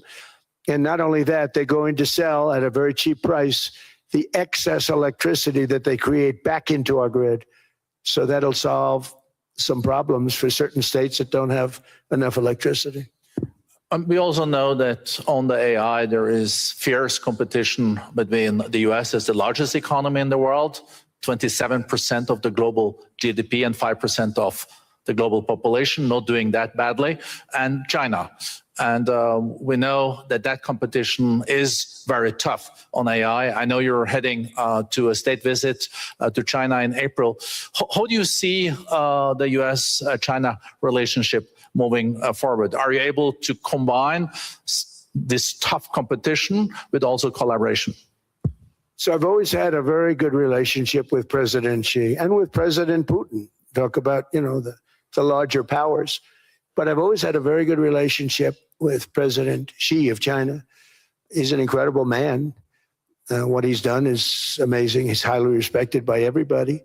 And I do now. Now I have good. It was very severely interrupted by COVID. I used to call it the China virus, but he said, do you think you could use a different name? And I decided to do that because why should we have a problem over that? But I would do that, and they were. You're a true diplomat, huh? I became a diplomat for the first time. Well, who taught me that? Marco Rubio. He said, let me teach you about diplomacy. Hey, any guy that gets approved by 100% of the votes, think of it, he got liberal Democrats and radical right Republicans to approve him. He's the only one. The next one was lost 45 votes, right? But he got all 100 votes voting for him. And at first I wasn't happy about it. I said, wait a minute, I don't like that. And now it turns out that the Democrats probably wish they didn't do that. And Marco has been fantastic. Marco, stand up, please. You have done a great job as Secretary of State. He's going to go down as the best Secretary of State. And Scott, and we have Susie, who's the first female Chief of Staff, and she's the best Chief of Staff, too. And I see Howard Lutnick, who I know spoke. And Howard's fantastic. Some of the deals we're doing are great. And I want to pay particular attention because we have Chris. And Chris, you got up and spoke, I think. He's the #1 oil man in the world because I was going to put Doug Burgum, who's fantastic. I don't know if Doug's here. Is Doug here? Doug Burgum is fantastic. He said, sir, there's one man better than me. And he introduced me to Chris. And he turns out to be. So we're drilling more oil and gas now than we ever have by almost double. Is that right, Chris? And on top of it, we get a lot coming out of Venezuela. So anyway, so we're doing great. The country is just doing great. We have great people. Thank you. And I see other people. We have Steve Witkoff. We have Jared. I got so many people. I'm in trouble because when I go back, they're going to be people with long faces. Sir, you didn't introduce me. I got so many people. And we have a lot of the greatest people anywhere in the world. I know them all. So I won't continue because we'd be here all day. Thank you, Mr. President. We also know that you're a deal maker, and then maybe coming back to Greenland and Ukraine. What kind of deal in the end do you see between the U.S. And Denmark? Because, I guess you see it now as a negotiation going on, or? Well, it's costing Denmark hundreds of millions a year to run it. And Denmark's a small country and wonderful people. But, it's very expensive. It's a very big piece of ice. And it's very important. I don't want to repeat the speech, but it's very important that we use that for national and international security. That can create a power that will make it impossible for the bad guys to do anything against the perceived good ones. And it's a great block for Europe, just like, Denmark was supposed to spend hundreds of millions of dollars. They didn't spend the money. They didn't spend anything almost. And we'll see what happens. I just say this. NATO has treated the United States of America very unfairly. We never asked for anything. We never got anything. We actually took care of the needs of NATO for years and years, which I felt was always unfair. So I got NATO to pay because they're rich countries. But I think it's time that NATO step up. We're helping them with Ukraine. Without us, I think Putin would have gone all the way. I think we have it. I think that could have been a World War III, if you want to know the truth. If Kamala was elected, or Joe, any one of those, those thinkers, I think you could have ended up in World War III. And I will say Steve Witkoff has been dealing incredibly with, but we're not going to have World War III. We want to get it stopped, but we're not going to have World War III. I think if I wasn't elected, I think that could have evolved into World War III. It was a very, very bad situation. And it still is, but it's not that kind of bad. It's bad because so many young people are being killed. How close do you think there is on an agreement on Ukraine? I had the pleasure of speaking with Steve Witkoff and Jared Kushner yesterday. I know they're working hard on it. I know that they're also traveling now. Do you see this very close or still? Well, I hate to say it. I thought that was going to be so. I settled 8 wars plus. And I thought that was going to be one of my easier ones. Not the easiest. Some I settled in a matter of hours because I'm good at that stuff. The United Nations should be doing this. I shouldn't be doing it, but it doesn't matter. It's got to get done, saving a lot of lives. We're saving millions of lives. With Ukraine, Russia, there's tremendous hatred between President Zelensky and President Putin. That's not good. That's not good for settlements. We know from dealing. There's abnormal hatred. With that being said, I think Russia wants to make a deal. I think Ukraine wants to make a deal. And we're going to try getting a deal done. I think, Steve, I can say that we're reasonably close. But what happens is oftentimes we'll have a deal with Russia. Russia's set, and President Zelensky will not do it. You saw that when he was in the Oval Office. I was not happy. And then we'll have President Zelensky wants to make a deal, and Putin doesn't want to make the deal. It's a very difficult balance, and it's big time, and it is. To use a word, it's a bloodbath. It's horrible what's happening. It's a drone war. The drones are killing, thousands of people a week, thousands. We have to get it stopped. So I believe they're at a point now. I'm going to meet with President Zelensky later today. I believe they're at a point now where they can come together and get a deal done. And if they don't, they're stupid. That goes for both of them. And I know they're not stupid. But if they don't get this done, they are stupid. So I don't want to insult anyone, but you got to get this deal done. Too many people are dying. It's not worth it. President Sisi is sitting on the first row here. He spoke earlier today and also complimented you on the Gaza deal. I think there will be a signing tomorrow. Of course, there are different views on this, but how important do you think this signing is on the Board of Peace? And do you think this is going to sustain? Do you think we now will see Gaza reconstructed and the billions of US dollars invested? I do. I think we have peace in the Middle East. There are some little situations like Hamas, and Hamas has agreed to give up their weapons. Now, they were born with a weapon in their hand, so it's not easy to do. When they were born with a rifle in their hand. It's not an easy thing for them, but that's what they agreed to. They've got to do it. And we're going to know, Jared, over the next 2 or 3 days, certainly over the next 3 weeks, whether or not they're going to do it. If they don't do it, they'll be blown away very quickly. They'll be blown away. We have 59 countries that are part of that whole peace deal. And some of those countries aren't even they're near the Middle East, but they're not in the Middle East traditionally. And they want to come in and take out Hamas. They want to come in. They want to do whatever they can. There's a problem with Hezbollah in Lebanon, and we'll see what happens there. But that's a problem. But there are these little flames, but there's peace in the Middle East. Now, had we not gone in and knocked out with those big, beautiful, we just ordered 25 brand new ones, the latest and the greatest, the B-2 bomber. Think of them, they went in there at 2 o'clock in the morning with no moon, no light, no nothing. And every single one of those massive bombs hit its target, 100,000-pound bombs hit its target, every one of them.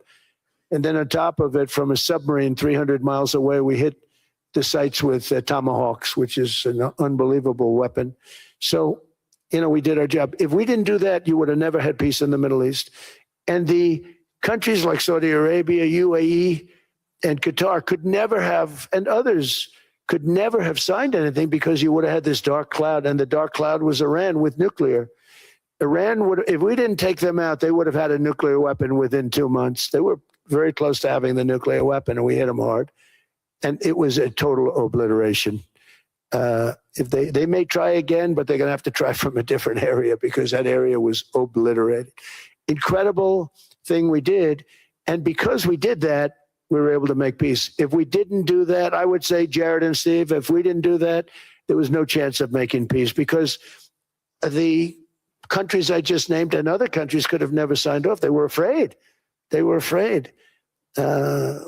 We had a bully. The bully was Iran, the bully of the Middle East. They used to call it for years.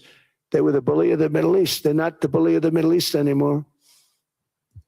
Mr. President, I know you even had to change plane last night, so I guess you didn't have much sleep, but I think but your energy is still there. I know you have several bilateral meetings. I know you're also hosting a reception. So thank you so much for coming back to Davos. Thank you so much. It's highly appreciated. Well, thank you very much. Thank you, everybody, very much. Thank you. Thank you.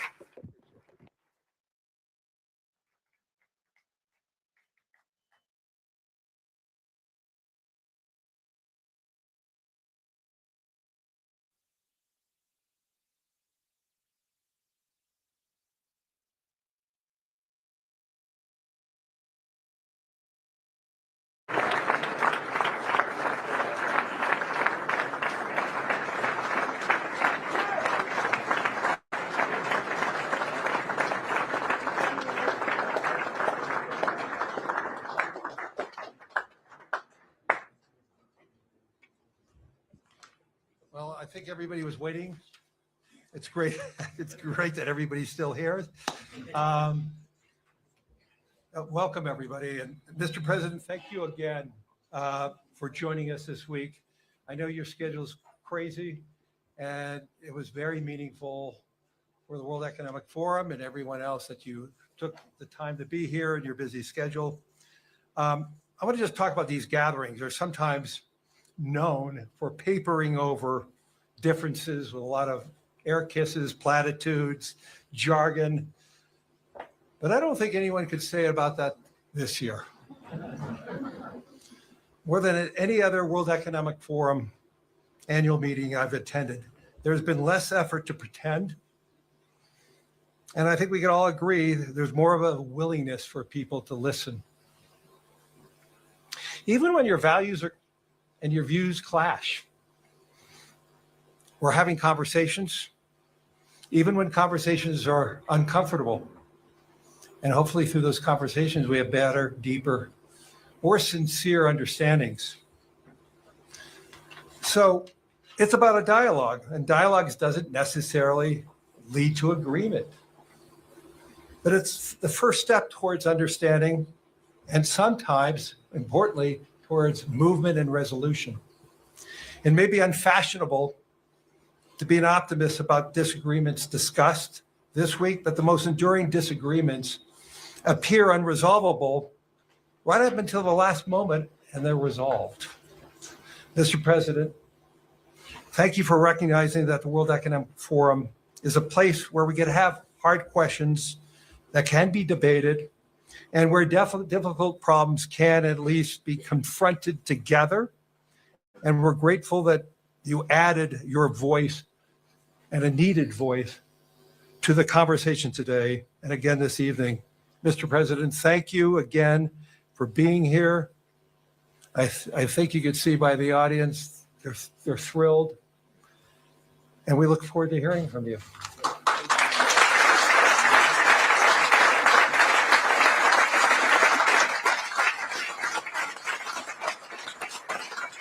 Well, thank you very much. And he's a hell of a guy, but we have an audience. I recognize so many. I know so many.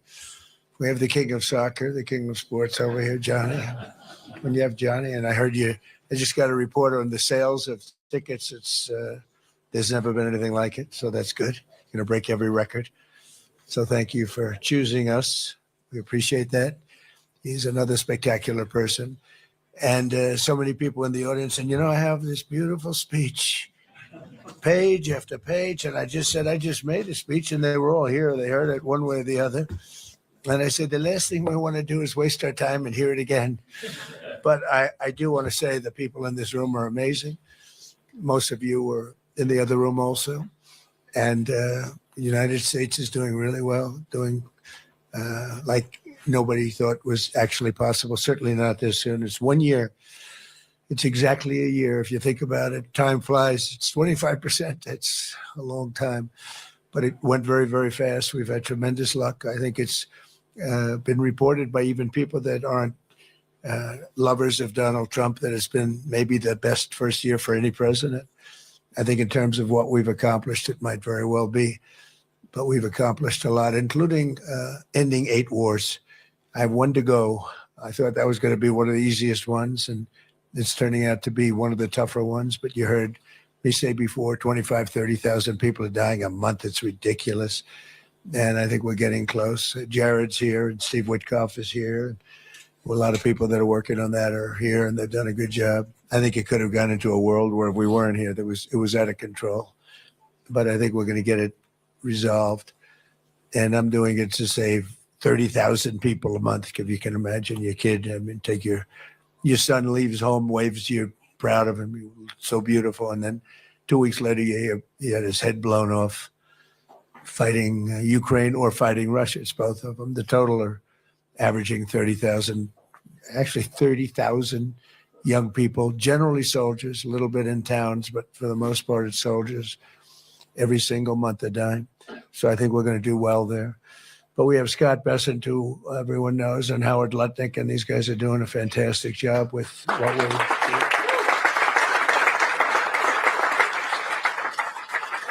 They were both recommended by many of the people in this room. I said, what do you think of Scott? Oh, he's fantastic. What do you think of Howard? Very different types. I would say these are 2 exact opposites. And I like that. They are the exact opposite. I never thought of it that way. I'm just saying that I'm looking at you two. You are in every way, but they're tremendously talented people and very successful people. And I like bringing successful people in because there's a reason for success. It's one of the reasons that we've had such success. We took over a country with a border that was a disaster where millions of people were coming in. Millions of people were coming in every single week. Literally a week would have millions of people, and and they weren't vetted. It was totally open border. You'd have people come in. You could look at them. I don't want to say why define that, because they always discriminate. So I don't discriminate. But you could look at some people and say they're criminals. And we took in tremendous numbers of murderers, drug dealers, mental institution, insane asylum people that were in insane asylum institutions for the mentally ill and dangerous, very dangerous. They dumped them into our country like we were dirt. And we're doing a great job of getting them out. But it's it takes a lot of time, a lot of effort, and it's a nasty business too. But if they were bad someplace else, they're going to be bad here. If they killed people in their country, whether it was Venezuela or the Congo or any of the countries where they came. In the Congo, they emptied out their jails into our country. In Venezuela, they did the same thing. And in many other countries, they did the same thing. So when you read all these stories about ICE, you'll understand they're doing a hell of a job, because we can't have those people in our country, and we're getting them out. But we're doing numbers in terms of people investing in the United States like we've never had before. I guess it's because of November 5th, the election, but the election gave us a view, and it's a view on tariffs to protect our country, because our country is being plucked like you pluck a chicken. Our country was being plucked, and it wasn't good. And, you can only take so much of it. And we've changed it around very quickly. And we've had, we'll have, Scott, I'd say $600 billion worth of tariff money coming in. And I think we're going to have maybe more than that. By next year, it'll be much more than that. That's not including the countries and companies, because we have countries coming over and building, but we have companies, great companies coming in. Apple is spending $650 billion. I mean, it's so many. One just announced $10 billion. Toyota, met Mr. Toyota in Japan. So what's your name? Toyota. I said, oh, do you own the car company? Yes, 92%. I said, you didn't have to be that specific. But I said, you're rich. Yes, I'm rich. But he just announced he's going to do $10 billion worth of plants. I mean, it's amazing what's going on. Look, it's amazing. We've never had anything like it or close. Nobody else has either. So I think in terms of your investments, you're in great shape. I don't even ask anybody how you're doing now. It's like everybody is making so much money. Oh, look who I see, Tim. Hi, Tim Cook. He's been good for 650. Think of it, $650 billion. Okay, can you imagine? That's what he's going to be investing. More than that, I think it's going to end up being more. He's great. He's great. He's done some job. You have done really some job. And we have so many people in this room that have done a job. I don't know how many have done better than Tim, but some are right up there with you. You better get your ass moving, I'll tell you. But fantastic people. But I go around and I say, meet the biggest people, biggest business people. I say, congratulations. They say, on what? I said, you've doubled your net worth since I've been president, right? He said, yeah, even more than that. They would say even more. We're doing even better than that. And, we've given you a platform where you can really put your genius to work. We have a lot of brilliant genius people in this room, and you can put that genius to work. And it's an honor to do it. In a way, I'm jealous. In a way, I'm upset. There are a couple of people in the room, I can't stand them, and they've become very rich. There's nothing I can do about it. I would screw them if I could, but I can't do it, right, Dina? I can't do it. I would, if I had a chance, if I could just take them and say, you can't do what Apple's doing, but you're not allowed to do that, Newt Gingrich, right? We can't do it. But I would love to do it, really. It's one of those things. But everybody's making a lot of money, and everybody's investing money in the United States, and our jobs are through the roof. And I made a statement the other day, thank goodness for robots, because we're never going to have enough people to run all these places that are being built. And I think robots are actually going to be a very big business. I think it's going to be surprisingly big, but I think we're going to need it. We're going to need it. So we have a country that's becoming very safe. We had the best crime numbers that we've had ever in recorded history. Perhaps they were better 100 years ago, I'm not sure, but the recorded history is 67 years, and in 67 years, they're the best numbers. And that's despite having a lot of people in the country that shouldn't be here, that we're getting out.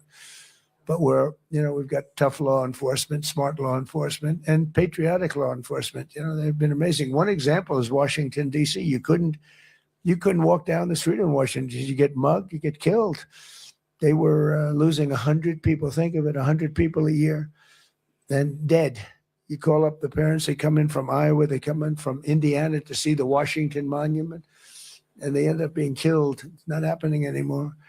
And I said in the other room, people are going to dinner. They're meeting their wives in the middle of the street, and they're walking across the street to have dinner. New restaurants are being built at records that nobody's ever seen. They were closing. We lost half of the restaurants in the last 4 years during the Biden administration. Now they're all opening again. I even went to have a dinner just to show, I guess, to make a point. I went to a restaurant in Washington. I walked right down the middle of the street.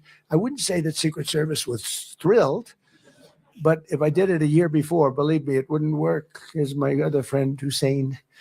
How are you? Okay? Are you good? Boy, you got a lot of good people here. This is a very good place. But so it's amazing what's happened there. Memphis is amazing. When you go to Louisiana, what we've done there has been incredible. Always much more helpful if we could have a little participation. In the case of Louisiana, we have Jeff Landry, the governor, Republican governor. We have a couple of Democrat governors. We have a couple of Democrat mayors who very quietly are begging us for help. And we're making them all look very good. But I would do it if I were a Democrat, if I I were a mayor or a governor, I'd be saying, Mr. Trump, could you quietly come over here and would you do this, President, for me? Send about 1,000 troops in here. And we do it fast, and we get rid of the criminals, and it's amazing how effective. You know, I didn't campaign on this. I campaigned on law and order, but I didn't know it would be this type of law and order. But the cities, some of these cities, we've lost these cities, and we're bringing it back, and we're bringing it back quickly. Washington took us literally 6 weeks to make it safe and 8 weeks to make it really safe, and now it's really safe. And I don't know, you know, some people disagree, but I like seeing those big, strong soldiers. You know, we won in the Supreme Court a very important case, merit. Our country was built on merit, and then all of a sudden we got away from that. And people with A averages and high college boards and everything were not able to get into colleges, and people that had C averages and low college boards were getting in. And, you know, it's not fair, but our country is based on merit. The whole concept and the whole system only works on merit. It doesn't work on anything else. And our military works now on merit. And when you see the soldiers in the street in Washington or in Memphis or in New Orleans or in some of these places, including Chicago, you know, we have crime down in Chicago, despite the fact that we have an idiot governor and a mayor that, I mean, very low IQ person. He's a low IQ person. And it's amazing. You have these wonderful, beautiful black women with Make America Great Again, MAGA caps on. They're all over Chicago. They want MAGA to come in. And we went in a pretty quiet way, as opposed to the way we did it in Minnesota. You know, in Minnesota, we took out over 10,000 hardline criminals, people with big convictions that came in here that shouldn't be here, brought them back to countries. In some cases, we bring them to jails, because if you bring them back to the country, they'll find a way, despite the strong borders, they'll find a way in, because a lot of them are really evil, but they're not stupid. So we're doing a real job. The country's the hottest country anywhere in the world, the best place to invest. The great big beautiful bill is incredible. You get that 1 year deduction. You build something and you take the whole thing down. And I always said that's what made my first term so successful, because I mean, people were buying things. That, I have a friend bought an airplane. He never used it. He just bought it. He said, I deducted it. He's on the plane. I think he's got, Steve, you could buy it. He's got about 4 hours on the plane. It's been 3 years. I think it would be a great plane to buy, actually, because he'll never use it. But it really spurred people to do things and do projects that they really would have delayed or held. And the beautiful thing about the great big beautiful bill, the one that we just did, is over there you had a 2-year window to do it. Now we have a 10-year window, which I hate to tell you, because people will take their time. So in one way, I didn't want that. I call that not good, but it is good ultimately. Think of it, it gives me a chance to use it if and when I ever get out of this position. There's a big question. It gives me a chance to use it. Otherwise, I'd be precluded. That would be terrible, right?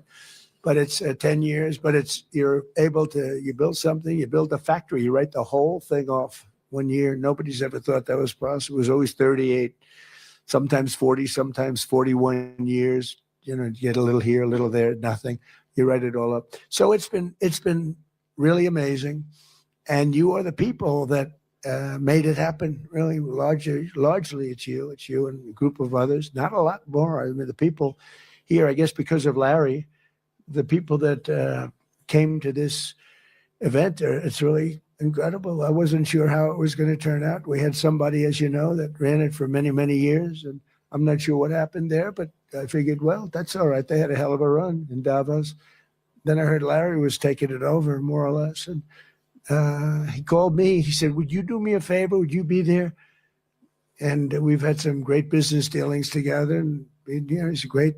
He's one of you. He's one of the greats, and it was an honor. We had a good speech. We got great reviews. I can't believe it. We got good reviews in that speech. Usually they say he's a horrible dictator type person. I'm a dictator, but sometimes you need a dictator. But they didn't say that in this case. And no, it's common sense. It's all based on common sense. You know, it's not conservative or liberal or anything else. It's mostly, I'd say 95% common sense, and that's what we have. So I just want to thank everybody for being here. It's such an honor. And if we can ever help, you're going to let me know. And I have a pretty direct line. Marco Rubio's here too. He's done a fantastic job as Secretary of State. He'll go down as maybe the best Secretary of State if he keeps going like he's going. That's a big question. I don't know that he will, but for the first year, he's right. He's headed to the top. And I just want to thank everybody very much for being here. Thank you very much. Take care of yourselves. Thank you.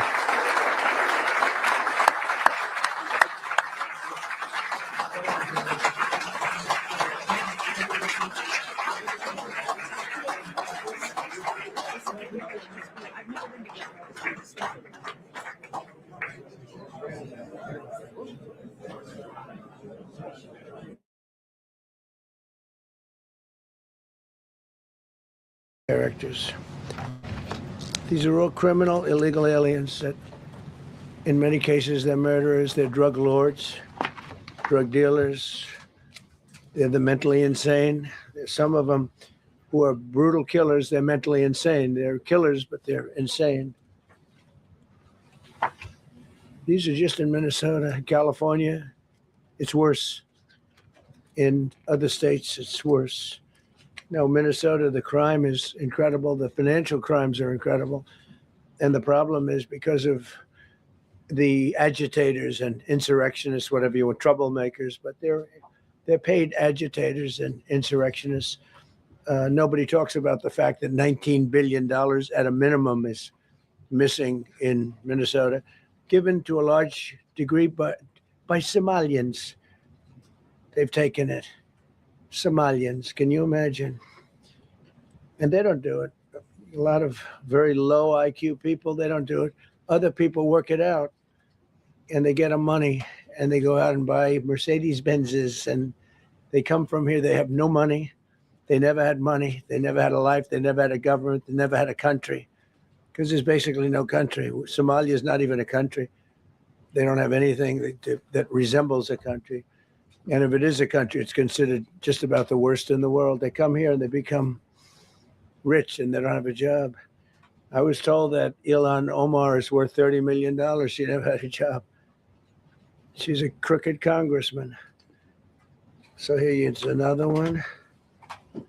And I have, oh, by the way, we just took out, that's what, these are all what ICE is doing. And it's a dangerous job. These are rough people. Weapons. This one here is very bad.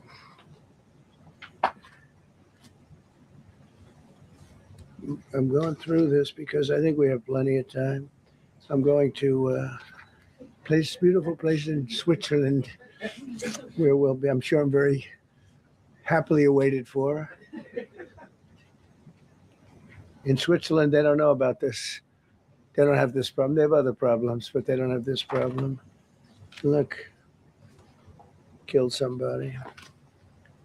And these are rough people. These are not, this was all allowed into our country through open borders. These dumbest policies, you know, men and women's sports is dumb. But to me, having an open border for the world to come in, drug dealers and prisoners, Venezuela, as an example, opened their prisons into the United States. That's why one of the reasons I felt so strongly against Venezuela. Now I'm loving Venezuela. They've been working with us so well. It's been so nice. And an unbelievably nice woman also did a very incredible thing, as you know, a few days ago. We're talking to her and maybe we can get her involved in some way. I'd love to be able to do that. Maria, maybe we can do that. But we're dealing with the people and the president and all of the people in Venezuela, and we've been doing great. The oil companies are getting ready to make massive investments there. They have more oil than even Saudi Arabia. There you go.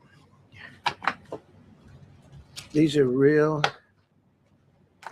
rough ones. This is all Minnesota, every one of them. This is one state out of many.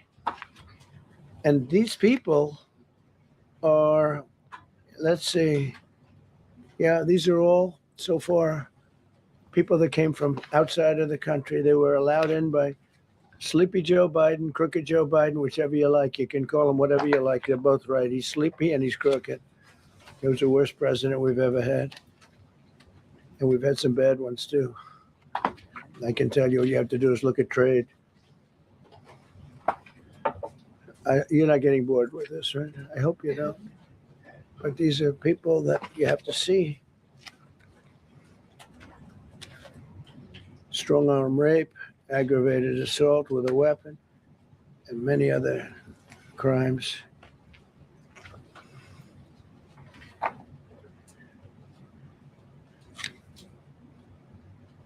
Gang member, known as one of the toughest people around.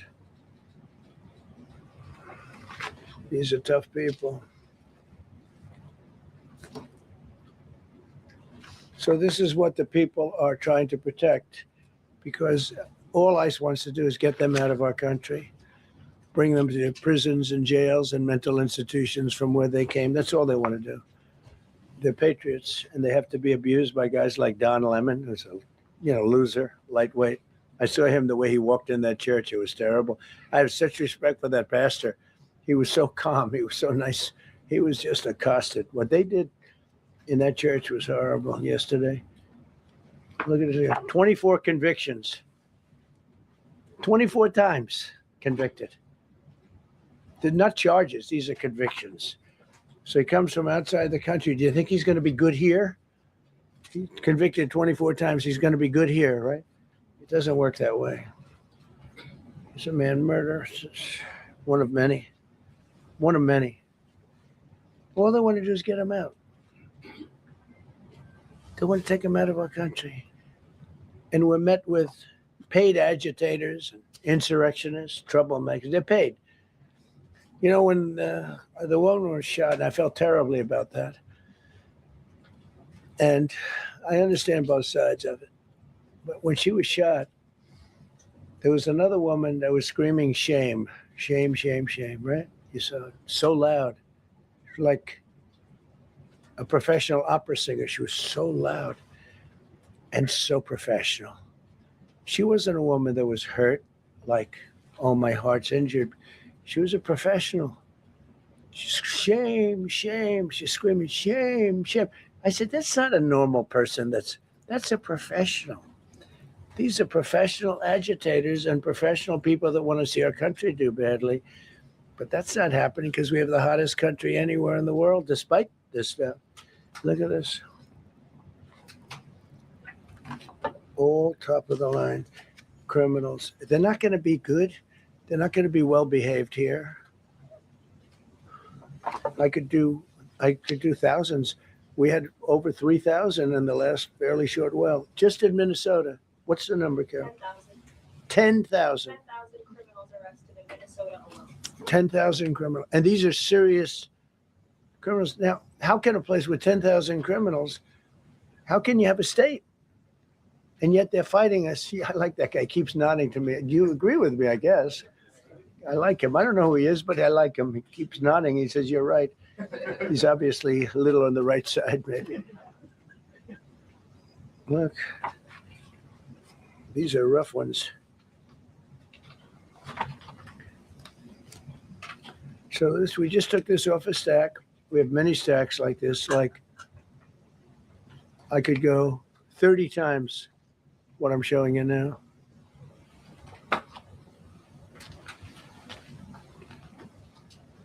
Relations with Hezbollah, that's nice. Why do we allow them in our country?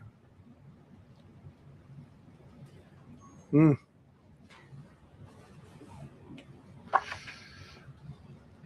just looking at these charges. It's just pretty incredible. Many murderers, many murderers, people that murdered.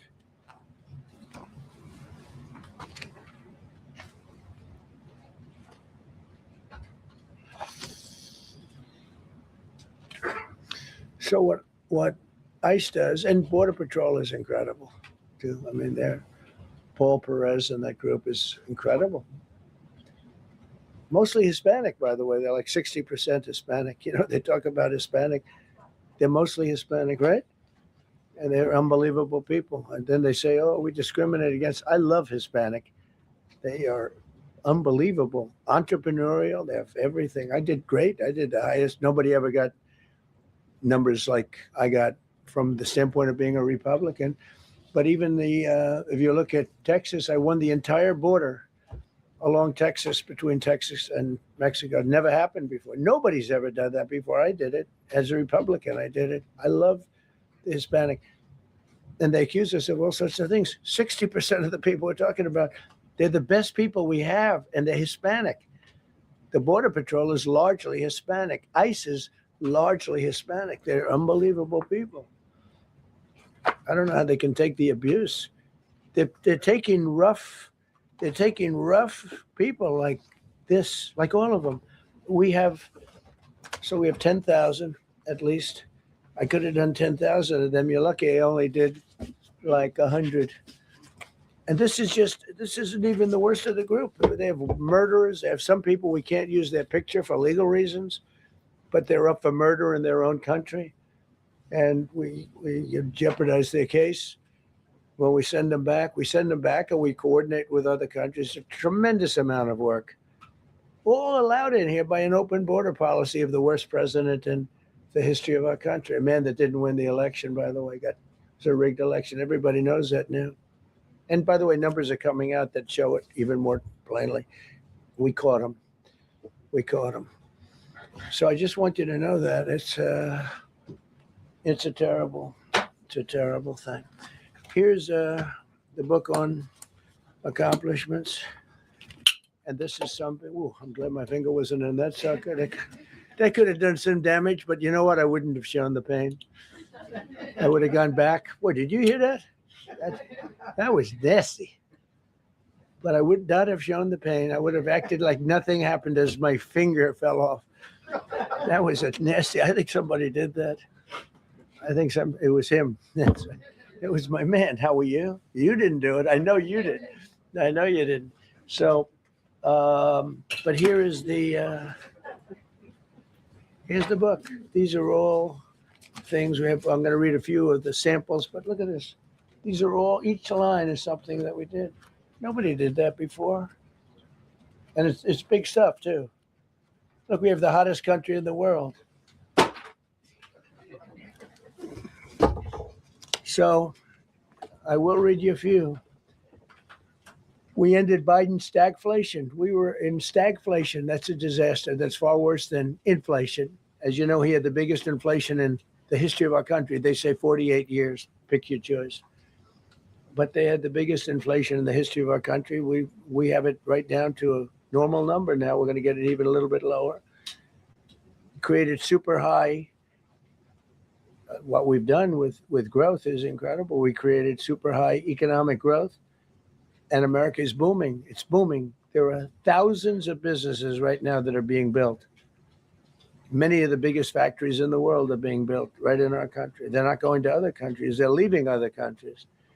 Fourth quarter GDP is on track to pass perhaps much more than 5% growth. And that's despite the fact that we had a Democrat shutdown. They shut down our country and we had 5%. Nobody's in this room has ever heard about 5%. I think it could be 20% if we do it right. If we don't, every time we have good numbers, they raise interest rates. You shouldn't do it. In the old days, if you had good numbers, they'd lower interest rates or they wouldn't do anything. Here they try and kill it. They always try and kill success. Over the last 20, 25 years, that's the way. In the old days, if you had good numbers, the market would go through the roof. Today, if you have good numbers, the market goes down. But by the way, we've had the best stock market in history, the best 401ks in history. And we inherited a mess.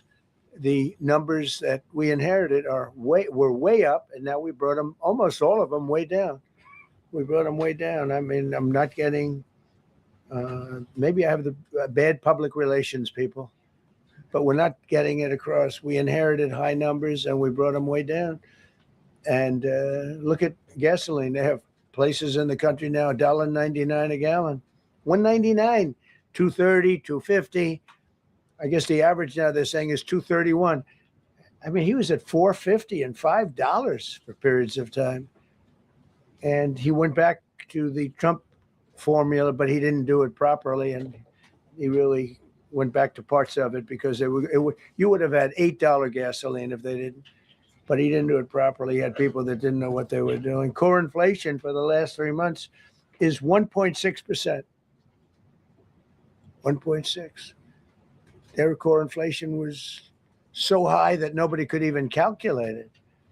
Under Biden, real incomes declined $3,000. Think of that, $3,000. That's a year. In 12 months, Trump real incomes went up by $2,000 and $3,000 and even in some cases $5,000. It's a tremendous difference. Stock market has set 52 all-time record highs during the course of the 11 months, because this was done on 11 months. Now we are actually officially 12 months as of today. 52 all-time record highs. That means 401ks did great. I have people see me all the time, policemen that guard us really well, and got to know them a little bit. And they said, "Sir, you're making me look so good. My 401k is through the roof. My wife thinks I'm the greatest genius, that I'm a financial genius, like Warren Buffett." He told me that. He said, I think they have better returns than Warren Buffett right now. But he said, all my life, my wife has been criticizing me for not being smart financially. Now, all of a sudden, she loves me more. But we added $9 trillion in value to retirement accounts, saving many people. I mean, they were going out of business. Think of it. We added $9 trillion of value to retirement accounts, savings accounts, and 401ks. That's during the course of 12 months. And I think it's probably 11 months, because I don't think they have it for the 12. They have it for the 11. Added $9 trillion of value. Lifted more than 1.2 million Americans off food stamps in 1 year. They would have had another 1.2 million. We would have had, welfare would have gone up.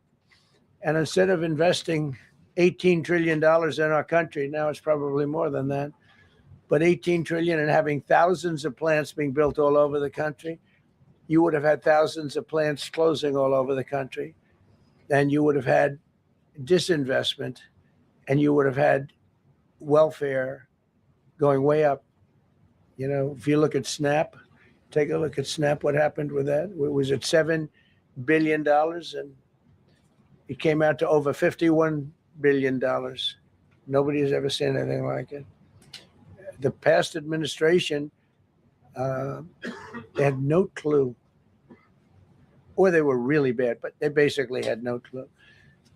But they did have a concept. I mean, they're still trying to sell the idea of men playing in women's sports. You saw that in the Supreme Court.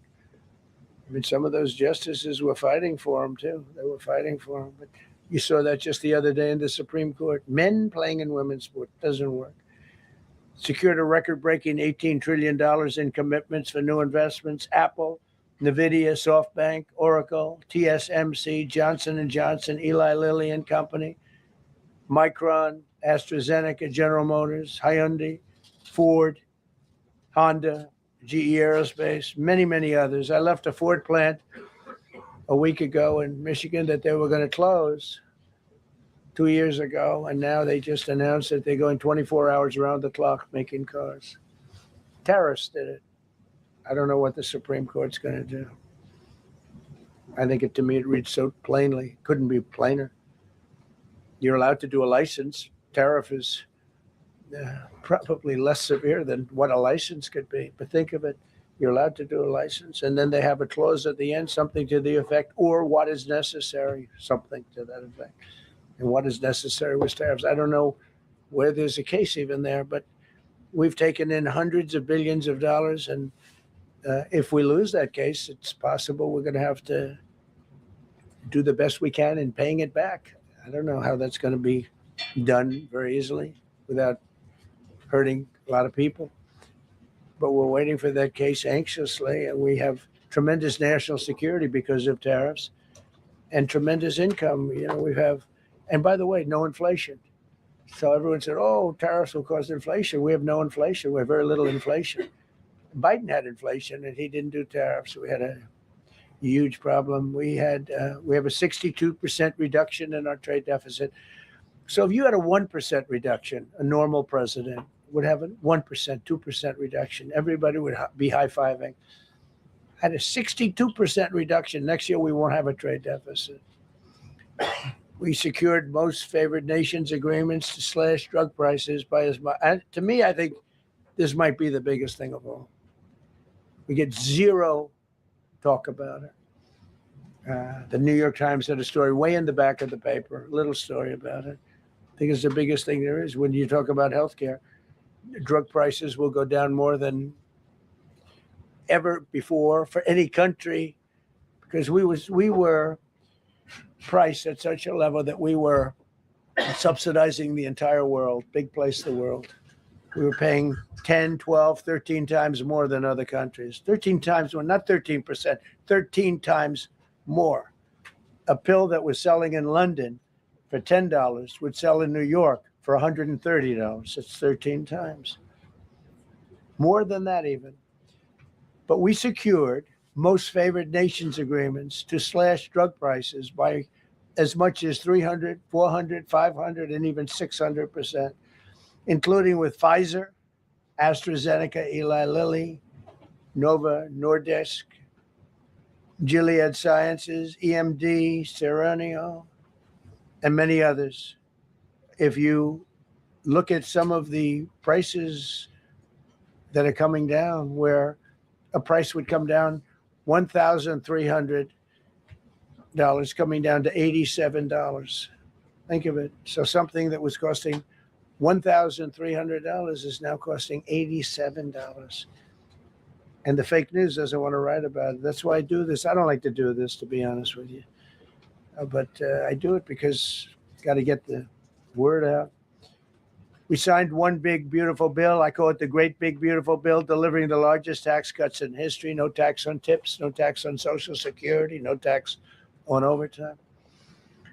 We made interest on car loans tax deductible for U.S. built automobiles only. So if you buy an automobile built in the United States, we're not doing it for Germany and Canada and different places.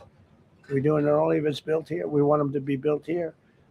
A lot of the Canadian auto plants are closing and they're moving into the United States. Same thing with Mexico, same thing with Germany, and same thing with Japan and other countries. They're moving into the United States because of tariffs, because they don't want to pay the tariffs.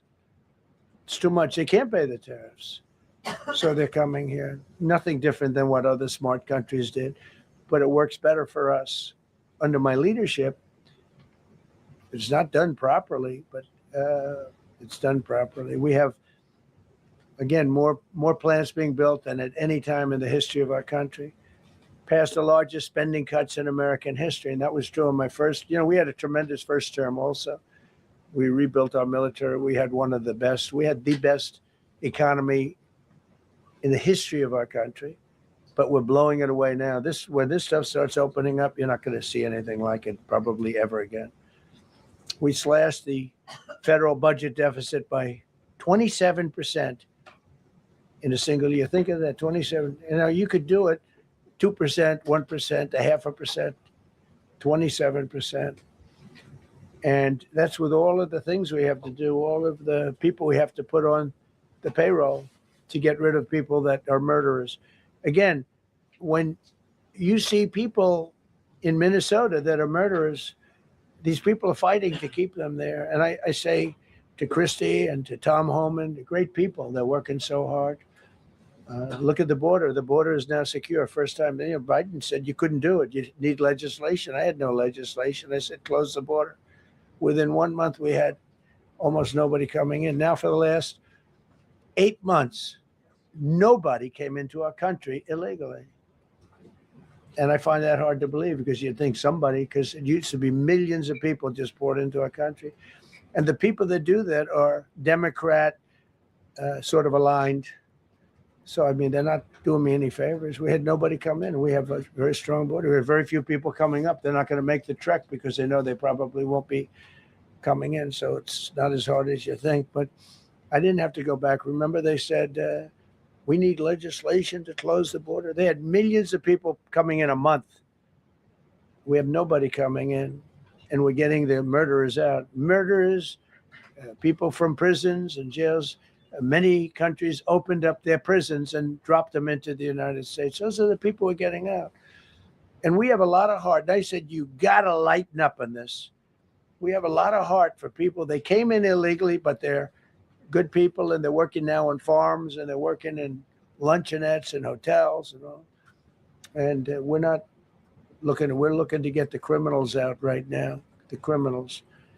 And I think it's very important. I mean, every once in a while you see a story, we take somebody, he should be out because they came in illegally. So in theory, they should be, but we're focused on the murderers, the drug dealers, the mentally insane. We have a lot of mentally insane killers. I mean, you can't even talk to them.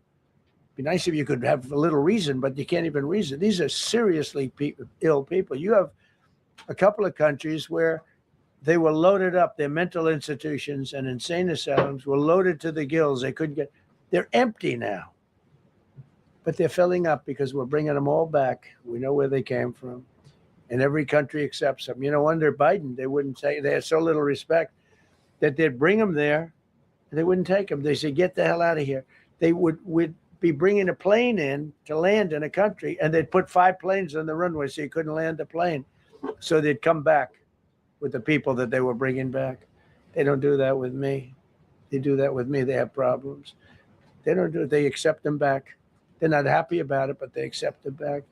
Cut a record number of regulations. I promised to eliminate 10 old regulations for every one new regulation. Instead, we cut 129 old regulations for each one added. Think of that. I wanted to do 10. In my first 4 years, I did. When we put on a new regulation, you had to cut 8. This year, I said you have to cut 10. Instead, we cut 129. So every time so far, can't remain like that, I don't imagine. I hope I can, because we have so much wasted regulation, stupid regulations, regulations where they go by California, which is a disaster state, with a governor that truly is doing a bad job. He's killing that state. If he ever ran the country, this country would be Venezuela very quickly. Using tariffs slash the U.S. trade deficit by an incredible 77%. The trade deficit is down, and that doesn't include the last month where we had our best month. We slashed the trade deficit by an incredible 77% in 1 year with no inflation, something that everyone said could not be done. So we had essentially no inflation. In fact, the last month we had almost no inflation. But we slashed the trade deficit by 77%. If you slashed it by 1%, that was good. Again, we did that with tariffs and intelligence. We did that with November 5th, great election. We secured historic trade deals to reduce barriers on U.S. exports with countries covering 40% of all U.S. trade. Think of that. American exports are up by more than $150 billion this year. People said, oh, we're not exporting. All we do is buy. If you keep buying, you're not going to have a country for very long. So we increased exports by more than $150 billion. Investment in American factories is up 41%. That's a record. Nobody goes 41% up. You go 2% up, 1% up. You go down by 3%. If Kamala got elected, the 41% up would be 41% down. We removed over 270,000 bureaucrats from the federal payroll. That's another thing. So we have, we announce our unemployment numbers, call it unemployment or employment. And they were very good, but we could make them great. But we've slashed tremendous numbers of people off the federal payroll. Because ultimately, if you're on the federal payroll, I mean, we have jobs where they had 10 people for every job. So we cut. Now, if you want to see some good numbers, I'll hire 1 million people. We cut millions of people off the federal payroll.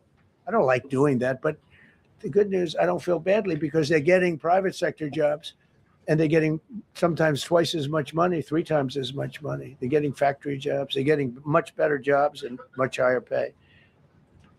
But all I have to do is say, like, what the Democrats do all the time. They hire 1 million people and then they hire another million. They load it up and it says, oh, they only have a 3% unemployment rate. It's a fake rate. So with us, we're proud of the fact that we cut so many because, again, I don't want to cut people. But when you cut them and they go out and get a better job, I like to cut them.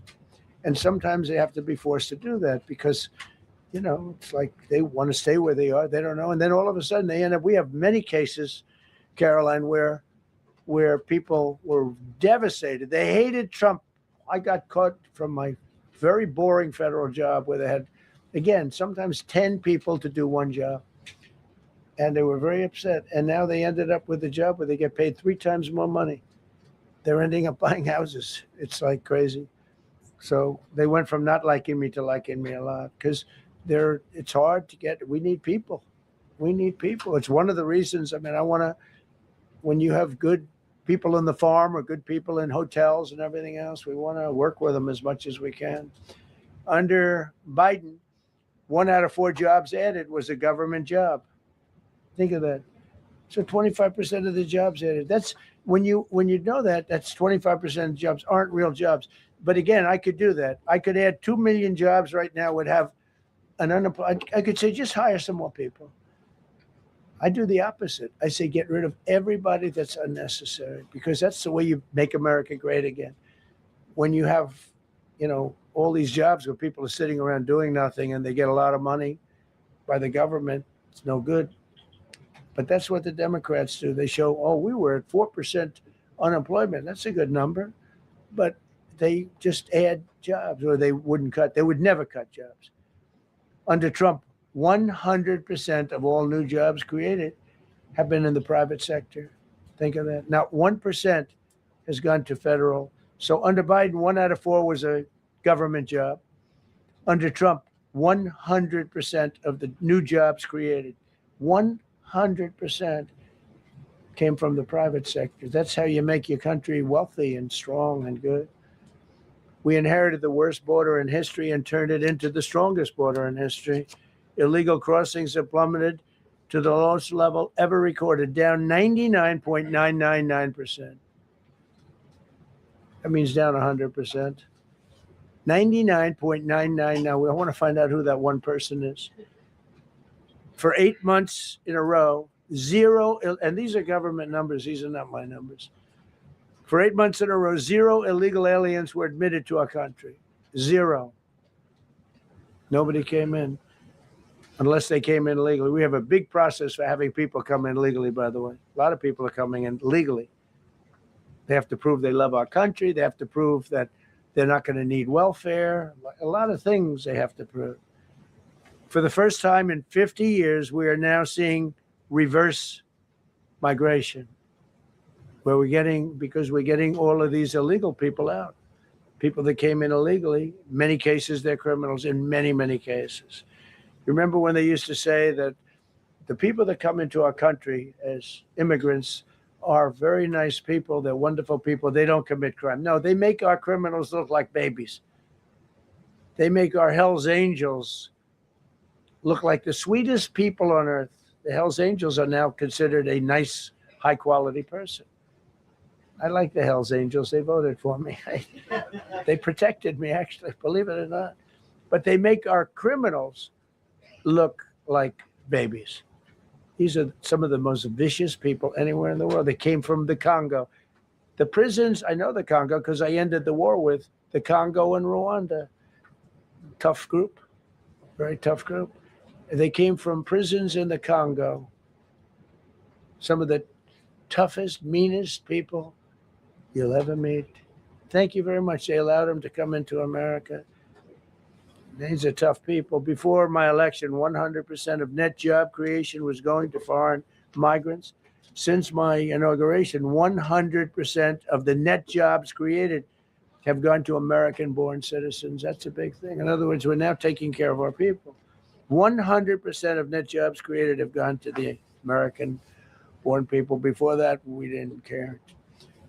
Designated Tren de Aragua, MS-13, and the Mexican drug cartels as foreign terrorist organizations, and we've hit them hard. You've seen what we've done on the water. We're starting to do that on land. The land is much easier, actually. Water is incredible. We did that on the water so that when you do it on the land, they don't go to the water. Nobody's going into the boat business right now, I can tell you. 97% down drugs coming in by water. 97%. Nobody ever heard of that before. 90. They heard 2%, 1%.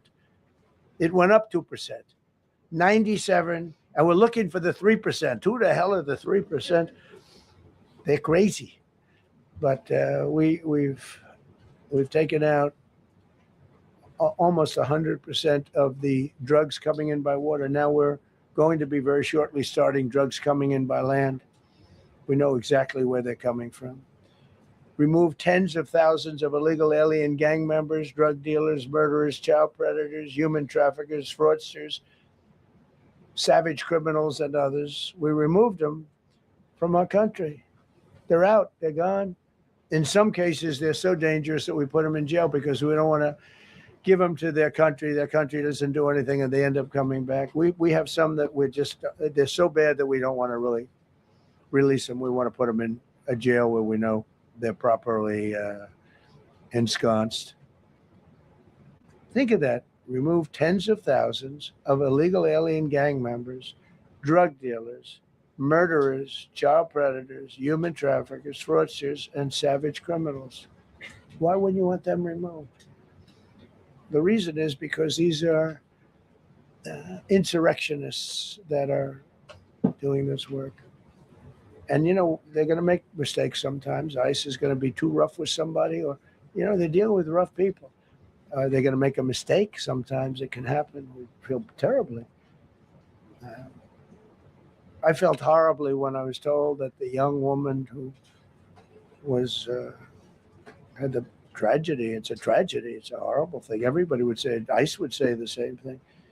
But when I learned her parents, and her father in particular I hope he still is, but I don't know, was a tremendous Trump fan. He was all for Trump, loved Trump. And, it's terrible. I was told that by a lot of people. They said, oh, he loves you. He was I hope he still feels that way. I don't know. It's a hard situation. But her father was a tremendous, and parents were tremendous Trump fans. It's so sad. It just happens. It's terrible. Halted all refugee admissions to the United States, including from Somalia, which is a terrible, terrible place, and other dangerous places. And we also stopped the pirates because they get the same treatment as the drug boats. So in Somalia, the Somalians, what they're good at, that's about the only thing they're good at, is they're good at pirating ships at sea, big ships. So you have a huge oil tanker with millions of gallons, millions of barrels of oil. And if it gets hit by a big weapon, the whole thing blows up. And they don't want to fight, because if they do, they're told by their insurance companies, do not hand over the ship. And they're not allowed to have any guns on the ship. They're literally, you have these massive ships being taken over by a Somalian small boat with a big weapon. Because if they hit the side of the ship can blow up. You talk about a blow up. Bad. We've seen some bad things happen. And the insurance companies, some of these ships cost more than $1 billion to build. And the insurance companies say, look, we'd rather give them money than take a chance on $1 billion insurance policy. But they don't have to worry about it, because we hit them the same way we hit the people with the drugs in their boat. They don't know what the hell happened. But all of a sudden, there are no pirates at sea. Do you notice? We haven't had a boat taken in a little while. Came out of Somalia, really corrupt place. It's not a country. They don't have government. They don't have anything. I always hate to see this. Ilhan Omar, she comes from Somalia, a backward country, probably the worst country. They say it's the worst country in the world, if it's a country. I don't even think it's a country. There's no organization, no anything. They don't have police. They don't have military. They don't have anything. They just have people running around killing each other and trying to pirate ships. But she'll come here, comes, and then she wants to tell us how to run our country. The Constitution says that I am entitled to this. I can't stand her. Terminated all taxpayer-funded benefits for illegal aliens and kicked 275,000 illegals off of Social Security. They were illegally getting Social Security. 275,000 people. I'm telling you, it's not that this is pleasurable, but if I weren't elected president, this country was going to be destroyed quickly, very quickly. I think within a year, if you had Kamala or a Joe type. I mean, Joe was a disaster, but if you had Kamala, he was the replacement. I was up by like 25 points on Joe, and they said, "Hey, let's get somebody else." This never happened. Well, I had so many firsts. You're leading somebody by a lot, and they say, "Oh, let's take him out. Let's put somebody." That's like I said to Dana White the other night. I said, "You know, Dana, it's like you have a fighter, two fighters. One guy is winning by a lot, and they say, "Oh, let's take this guy out. Let's put a new fighter in the ring with him." That's what happened to me. I was doing great with Biden. The whole campaign was against Biden. All the money was spent against Biden. And all of a sudden I got Kamala. Everyone said, "Who the hell is she?" But that didn't work out too well for them. But never happened before. We are about lots of firsts. Designated English as the official language of the United States of America. We did that very powerfully. And while we're at it, we also took the Gulf of Mexico, and now it's the Gulf of America, because we have 92% of the shoreline. It always bothered me. I'd say, you know, we have most of the shoreline. Mexico has a small percentage, talks about 8%. We have 92%. And I said, why is it the Gulf of Mexico? It should be the Gulf of America. I was going to call it the Gulf of Trump, but I thought that I would be killed if I did that. I wanted to do it. I wanted to. My people worked so hard. Sir, I don't think it'll look too good. I'm telling you, it's a good thing. And it'll be hotter than ever, I said. No, but I decided not to do that. I'm joking, you know, when I say that. I was not going to call it the Gulf of Trump. Because tomorrow it'll be, Trump wanted to call it the Gulf of Trump, but he was rebuffed by his people. My people don't rebuff me too much. The Gulf of Trump, that does have a good ring, though. Maybe we could do that. It's not too late. No, we have the Gulf of America now. It's great. It's our country is proud for the attack on Venezuela, the attack on the Iran nuclear capability, wiped it out. I mean, first administration, Soleimani, the father of the roadside bomb, al-Baghdadi, the father of ISIS, who was rebuilding ISIS. We wiped them out. Done a great job. Signed an order that will end birthright citizenship for children of illegal migrants. You know, that case is in court right now. That case was meant for the children of slaves. All you have to do is look at the years. Look at the years where the cases were filed and where the decisions were made. They were right at the end of the Civil War. They're trying to say that, you know, in China's making a big business out of that. They come to the country, they have a child, the American citizen, they get all the benefits. It had nothing to do with that. That was for the children of slaves. And I hope the Supreme Court so rules. Designated fentanyl as a weapon of mass destruction. It is. We lost, I believe, 300,000 people this year. 300,000 people. That's like filling up one of those big football stadiums 5 times. It's not even believable. I mean, you could be in a war and you wouldn't lose that many people. So we designated fentanyl a weapon of mass destruction. Conducted numerous successful military strikes against narco-terrorists operating in our hemisphere, including the water strikes. Drugs brought in by ocean. So I told you that we're down by, I mean, close to 100%. It's hard to get somebody to pilot those boats. Very hard. They have to be people that don't watch television, don't read the news. And we just blew up their facility. They had a docking facility where the drugs were stored. And now we have a great relationship with Venezuela. We're getting along fantastically with the leadership in Venezuela. So we wouldn't have to do that. This was done before the attack. But we captured and brought to justice the outlaw dictator of Venezuela, Nicolas Maduro, who through drugs killed millions of people in our country. Tremendous drug dealer. Also sent millions of people into our country, including Tren de Aragua, the worst gang. They say it's the worst gang in the world. They took over parts of Colorado. They just take the apartment building. They just took it away. Just took it away like we're here. They cut the hand off one man because he called the police. Who called the police? I did. You took my apartment from me. Boom, no hand. This is what they sent us. Restoring law and order, new category. DC and Memphis, federal task forces deployed massive numbers of federal law enforcement officers and National Guard to restore safety. Crime down in DC is almost down to nothing. DC was a very, very dangerous place. And I think you probably know better than I do. I have a lot of people in the media thanked me for that, but some of them found it hard to thank me. But, you know, DC is now, look how beautiful. DC is now, you can walk right from here to a restaurant, right through the center of town. You can be with your child, with your loved one, with your lover. Your lover's not going to be killed anymore, so you can act like a real lover. But you can walk right through the middle of the town, and DC is beautiful again too.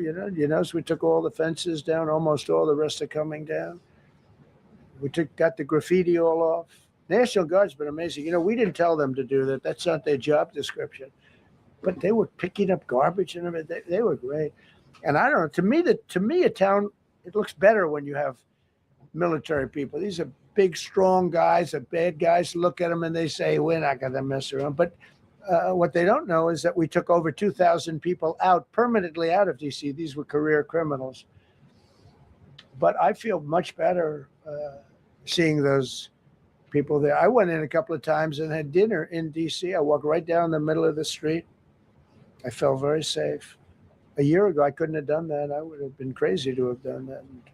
Secret Service wouldn't let me do it. They weren't thrilled anyway, I will tell you. It wasn't like they were thrilled, but we did it, and it was great. But DC is a great thing. We have virtually no crime in DC anymore. And before we did this move, and we could do the same thing with Chicago. You know, we brought Chicago down 25%, even though we just had a minimal crew there. We brought Wisconsin down. We brought Minnesota down, way down, even though everything's a fight, you know, because they want to keep those people that are lying on the floor. They want to keep those people in Minnesota, but they really don't. I don't think the real people of Minnesota, very corrupt place, and the elections are totally corrupt. I feel I won it all 3 times. Nobody's won that state since Richard Nixon. It's a rigged state. And the Somalians vote as one group, even if they're not citizens, and they vote as one group. And, you know, you get 600,000 votes against you. They all ought to get the hell out of here. They're bad for our country. Nationwide achieved the largest reduction in violent crime on record. So this just came out. Nationwide, over the last 11 months, achieved the largest reduction in violent crime on record, including the largest one-year drop in murders ever recorded. Almost 2,000 lives were saved. That's despite the fact that we took in criminals under the leadership of the Democrats and Joe Biden. More motor vehicle theft is down by 100,000 vehicles nationwide. That's another nationwide. The motor vehicle theft was out of control, and now it's very much in control. It was down by more than 100,000 vehicles to a record low. Began the process of eliminating cashless bail policies across the nation. You got to get rid of your sanctuary cities, and I hope our people know that we're not going to pay sanctuary cities. We're not going to pay them anymore. They are sanctuary for criminals. They hold criminals. We're not going to pay. They can sue us, and maybe they'll win, but we're not giving money to sanctuary cities anymore as of the beginning of the month. We began the process of eliminating the cashless bail. Well, cashless bail is where it all started. It's a disaster. And then other places. I don't know if it started in New York. I remember it starting in New York. So somebody comes in, murders somebody, and they let them out. No bail, no nothing. Basically, cashless bail means you just get the hell out. And they go outside. We have one case where a guy murders somebody, gets released, and goes out and murders somebody. 2 people in one day. No, we got to get rid of cashless bail. They got to pay, got to have bail. There's a reason for bail. Long tested.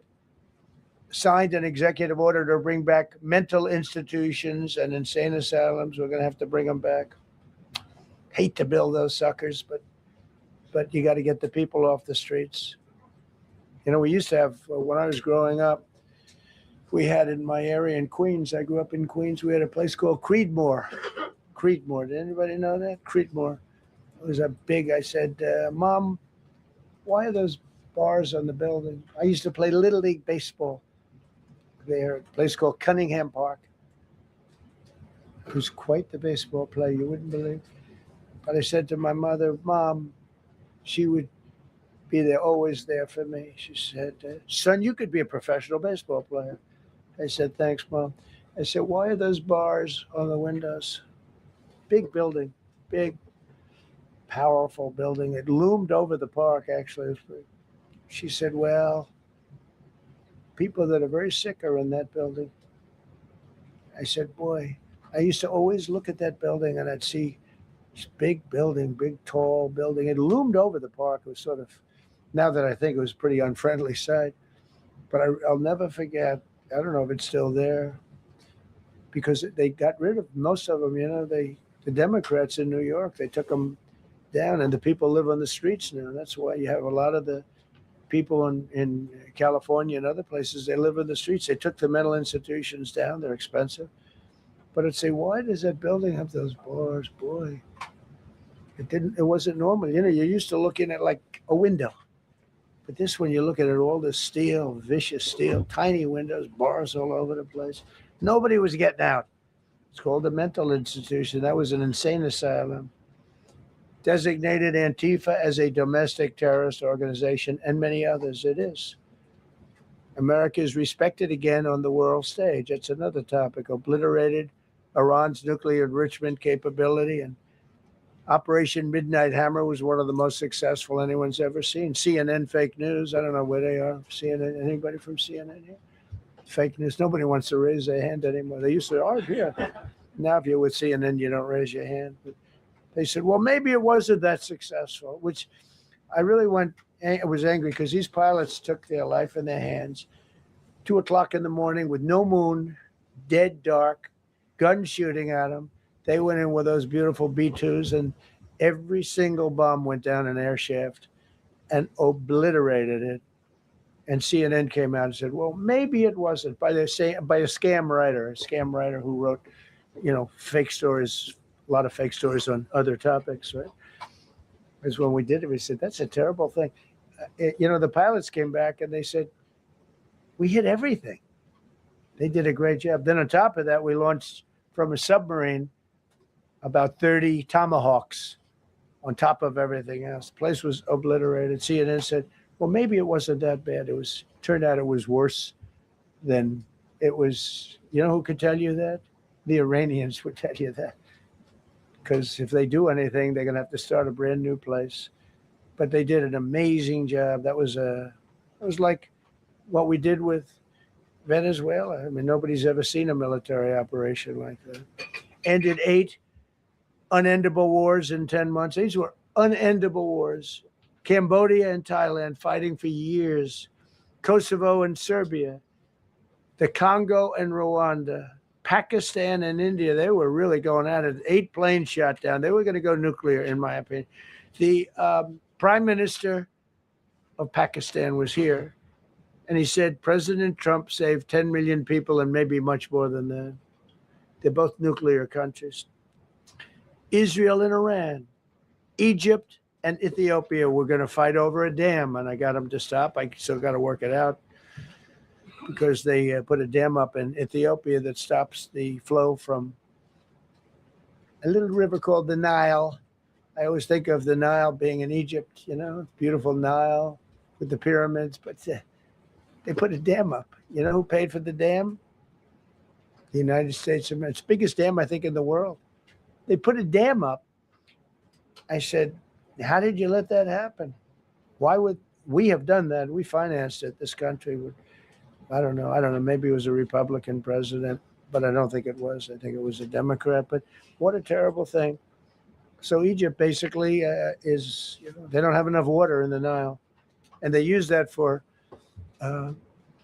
a lot of things, including entertainment and travel and tourism and everything. I mean, I don't know. They got a big dam. I got to work that one out now, too. Armenia and Azerbaijan, President Putin told me, I cannot believe you settled that war. I've been trying to settle that war for 10 years. Armenia and Azerbaijan, they were fighting it for many, many years. And I ended up getting the heads of the both countries in my office. Beautiful Oval Office, much more beautiful now than it ever was. And one sat on one side, one sat on the other. He said, you know, I've been the head of Azerbaijan for 22 years, and for 22 years, I've been killing his people. And the other gentleman, and both very good guys, said, I've been here for 7 years, and for 7 years, I've been killing his people. And they started over there, and within an hour, they were next to each other. And by the time we ended, they were hugging each other. And it's been a great peace, you know. Should have gotten the Nobel Prize for each war, but I don't say that. I say millions and millions of people. And don't let anyone tell you that Norway doesn't control the shots, okay? It's in Norway. Norway controls the shots. They'll say, we have nothing to do with it. It's a joke. They've lost such prestige. That's why I have such respect for Maria doing what she did. She said, I don't deserve the Nobel Prize. He does. When she got it, they said, wow, that's amazing. I thought President Trump would get it. President Trump deserves it. He ended up 8 wars. How nice, right? Good woman. Got all 20 living hostages returned to their families, and the remains, they all came out. We got the 20 living hostages. We got the 28 hostages. They have one left that we think we know where it is. Amazing. Looked like we weren't going to get anywhere near that. Now they've gotten almost. And more importantly, we got many more, hundreds. We got them all. If we didn't do it, you wouldn't have had, most of those people would have been dead. I don't know if that's covered properly, but you know, the 20 is great. They were the last ones. I always said the last 20 are going to be hard, but we got them. We got the last 20, and we got close to 28 of the bodies of the dead. And to those parents, that was just as important as getting their son back alive. They were almost even more intent on they knew their son was dead. They wanted to get the body. I got him back. We just created the Board of Peace, which I think is going to be amazing. I wish the United Nations could do more. I wish we didn't need a Board of Peace, but the United Nations, and you know, with all the wars I settled, the United Nations never helped me on one war. I mean, I guess I'm not blaming them. I didn't call them to help, but I got, you know, the presidents and prime ministers together. We knocked heads. We got along, and they liked me. I liked them. Every single one of them nominated me for a Nobel Prize. Every one of the wars, among many other people, nominated me for a Nobel Prize. But Putin told me, I cannot believe you got this war settled. I've worked on it for 10 years because it's his territory. Rescued 83 American hostages and citizens detained from abroad without paying a lot of money, paid no money. Apprehended terrorists responsible for the Abbey bombing that claimed the lives of 13 U.S. service members in Afghanistan, the lowest point in the history of our country. That was a Biden disaster. I was getting out, but I was getting out with dignity and strength. We were the boss. Oh, we were the boss. They wouldn't do a thing against us. And this very stupid person got in, and what a shame. They should have left from Bagram, which is the big military base, which has hundreds of acres around it. Should have left from Bagram. Terminated visas of Hamas sympathizers and deported pro-jihad foreign nationals. Got NATO members to agree to raise defense spending to 5% of GDP from 2%, and they pay the 5%, and they didn't pay the 2%. And by the way, I did more for NATO than any other person alive or dead. Nobody's done for NATO. And I think for the most part, they'll tell you that. I think you could ask the Secretary General about that, but he said it a lot. I've done more for NATO than anybody, and I see all this stuff, but NATO has to treat us fairly too. The big fear I have with NATO is we spend tremendous amounts of money with NATO, and I know we'll come to their rescue, but I just really do question whether or not they'll come to ours. You know, I'm just asking. Just saying, right? You remember during the debate? Just saying. Signed $1 trillion investment in U.S. military. And next year, we hopefully will go to a 1.5 trillion. We're building battleships that are 100 times more powerful than the battleships of World War II, which are the big, beautiful, those big, beautiful things with the guns. I said, what about bringing them out of dry dock? They said, sir, what we're building will blow them away. Think of it. These ships are 100 times more powerful than the battleships that you see on Victory at Sea. Do you ever see Victory at Sea? What a great thing that is to watch. Renamed the Department of Defense into the Department of War, which everyone loves, by the way. Signed landmark critical minerals deals with Australia, Malaysia, Thailand, Ukraine, Japan, and many others. We're going to have so much rare earth. It's actually not that rare. Getting it processed is rare, but there's a lot of rare earth. There's a lot of earth around, I can tell you. Withdrew from the corrupt World Health Organization where we were paying hundreds of millions of dollars a year. So we were paying $500 million a year, and China was paying $37 million a year. I said, why aren't we paying the same as China? They said, well, nobody asked. I said, China's got 1.4 billion people. We have 350 million, probably with all the illegals, you know. China probably knows more accurately. But we have much smaller in terms of the number of people. We have a much more powerful military, but we have much smaller. I rebuilt the military during my first term, by the way. And while they gave away a lot to Afghanistan, the Taliban, which was just horrible seeing them. Every year, seeing them do that military down some dirty street is a disgrace. But while Biden gave a lot of it away, it's a tiny fraction compared to what we did. I rebuilt the military, and now we're continuing to build it. And bigger and better, we need it, peace through strength. But we withdrew from the corrupt World Health Organization. So I remember we were paying 500 million. They were paying 37 or 39 million. And I said, how come? So I withdrew, and they called, we'll give you the same deal that they had. I said, well, it should be less than that, because if they're at 37 and you have 3 times, 4 times the number of people, even maybe 5 times, I don't know. So it should be less, but I didn't want to chisel around. And I thought about it. So I could have taken 500 million to 37, and everybody knew it. I chose not to do it because it was actually very popular when I got out, because they were terrible. And so I chose not to take that deal. First thing Biden did is go back into it. You know what he paid? More than 500 million. So I actually called them. I said, you know, you can buy it for less. You can make a deal at 37. There's no reason to pay 500. They didn't care. They paid more than 500. Did you know that? They paid more than 500 million. I made a deal at 37. I could have had 37. They were public about it. We'll give you the same deal that China has for 37. And they paid 500. They paid $500 million. That's the way you ruin a country. And it's the same attitude that, you know, you have on everything else with these people. They were terrible. The anti-American UN Human Rights Council, we ended. The UN Relief and Works Agency, we ended. And the fake Paris Climate Accord, which was a ripoff of America, where we had to pay $1 trillion and they were paying nothing. China didn't kick in until 2035. We kicked in immediately. We were supposed to pay $1 trillion. Russia went to a standard of 1991, which was a dirtier standard. But we had to pay top dollar. So I terminated that. Another Rick. We ended the woke lunacy and restored common sense, abolished all discriminatory diversity, equity, and inclusion DEI policies throughout the federal government and the private sector. They're gone, everybody. They're gone. Terrible. Terminated the Green New Scam and ended the insane electric vehicle mandate. I love electric vehicles. That caused me a little problem with a man named Elon. But he understands, and he's a good guy.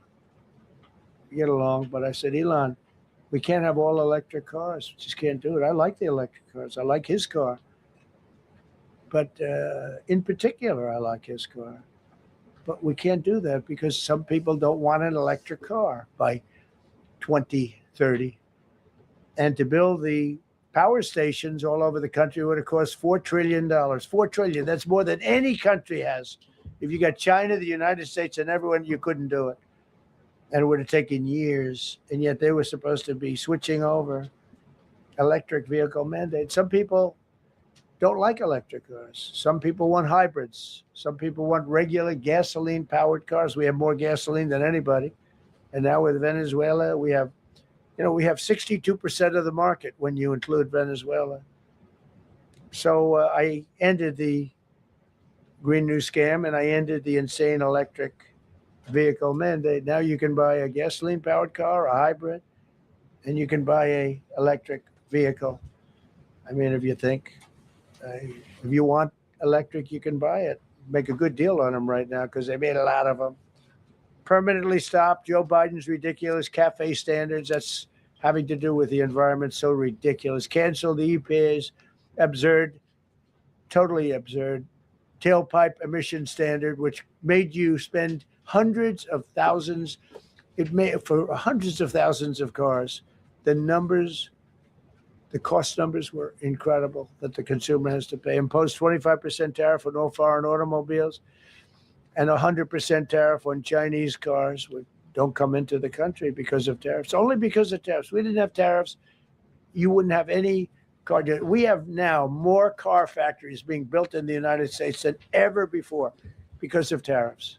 If they take those tariffs away, China will eat our lunch. They'll take all of our car business. Now, there's another way of doing it, but it's more cumbersome, et cetera, et cetera. I don't want to scare you, but it's much more cumbersome, not as good for national security as this. We have a perfect system right now. We're making a fortune. We've never been stronger, and I hope the Supreme Court does the right thing for our country, because if they don't, it's such a problem. It's just it would be so sad. We're doing so well because of tariffs. And the people that are heading up the lawsuit, like there's a guy named Leonard Leo, who's bad guy, and people that are very China-oriented and foreign car-oriented and foreign business-oriented, but in particular China, they're suing to get rid of tariffs because they don't want tariffs, like Coke. Coke has businesses outside of the United States. If you have them outside, you don't want tariffs. But because of tariffs, they treat us well. Without tariffs, they would treat us very badly. As you saw for many years, they respect us more now than they ever have respected us by a lot. And revoked the California emissions waiver to stop San Francisco communists from regulating the automobile industry and destroying automobiles and the industry in the nation. I was with Bill Ford of Ford Motors. I was with all the people at General Motors the other day, and they are making more money and building more cars than they are doing so good, all because of tariffs and what I've done. And they're building their plants all in the United States. Reopened Anwar for drilling. That's a big deal. Launched a massive Alaskan pipeline project to export natural gas to Asia. We made a deal with South Korea and with Japan that gives us money, the likes of which nobody's ever seen before. Signed executive orders to end Biden's war on coal and I say clean, beautiful coal. I never say the word coal. It has to be preceded by the words clean, beautiful coal. And put miners back to work. The miners love Trump. I think I got 100% of their vote. We banned transgenders from the military. We don't want transgender in the military. Ordered reinstatement of patriots expelled from our military with full back pay. So we had some people that were terminated and they're coming back into our military. Fired the woke boards of visitors at our military service academies. The boards of visitors were run by radical left, maybe communists, maybe not, but they were still heavily radical left and they were bad for us. Signed an executive order to remove anti-American propaganda from federal museums and national parks. Required the federal employees to return to work in person or be fired. We don't want them sitting in their home on their bed working. We want them in an office that we're paying for in Washington, D.C. or wherever it may be. And we've largely taken care of that mess. That was crazy. I guarantee you they're out on the ball fields. I guarantee you they're out playing golf. And you can't run a country or a company that way. I think it's happening even so with countries and companies. But we had so many of our federal workers, they wouldn't come into work. Signed an order banning all government censorship and restoring free speech.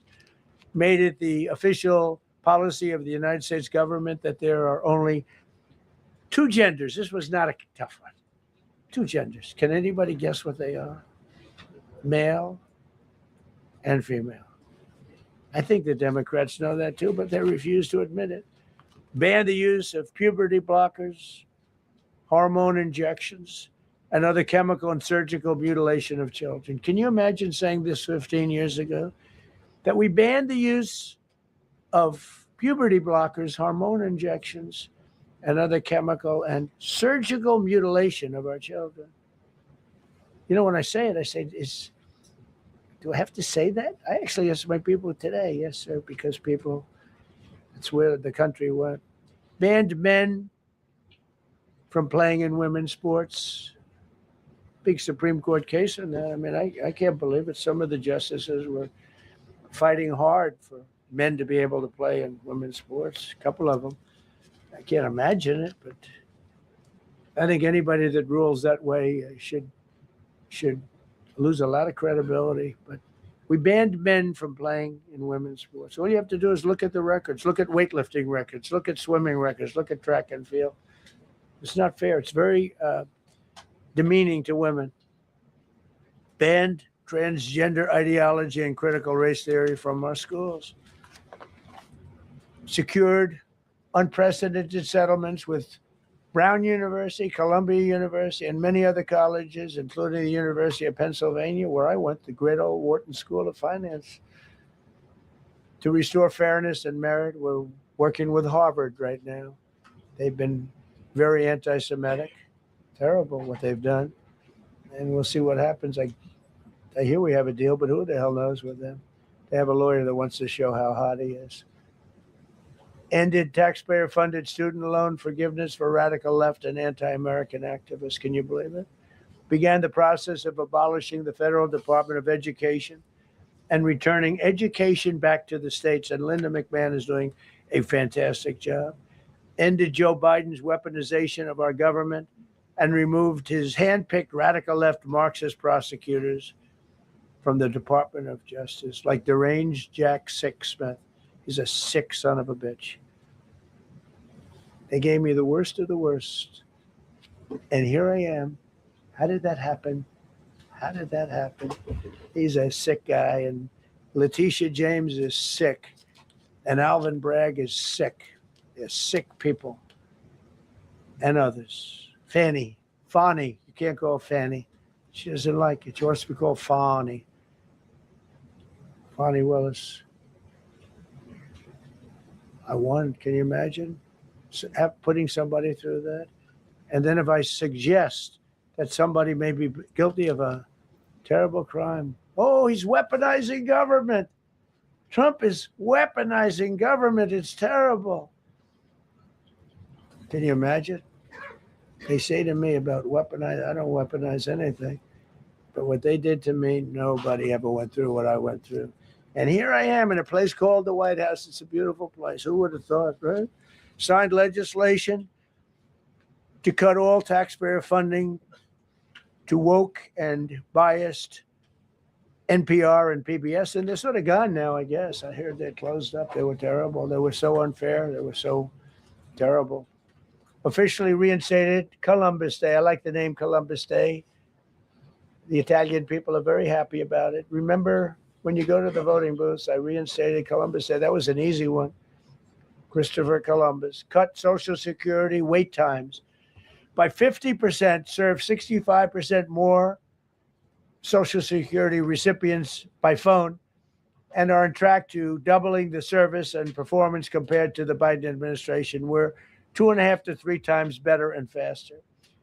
Slash VA claims backlog to the lowest number ever recorded.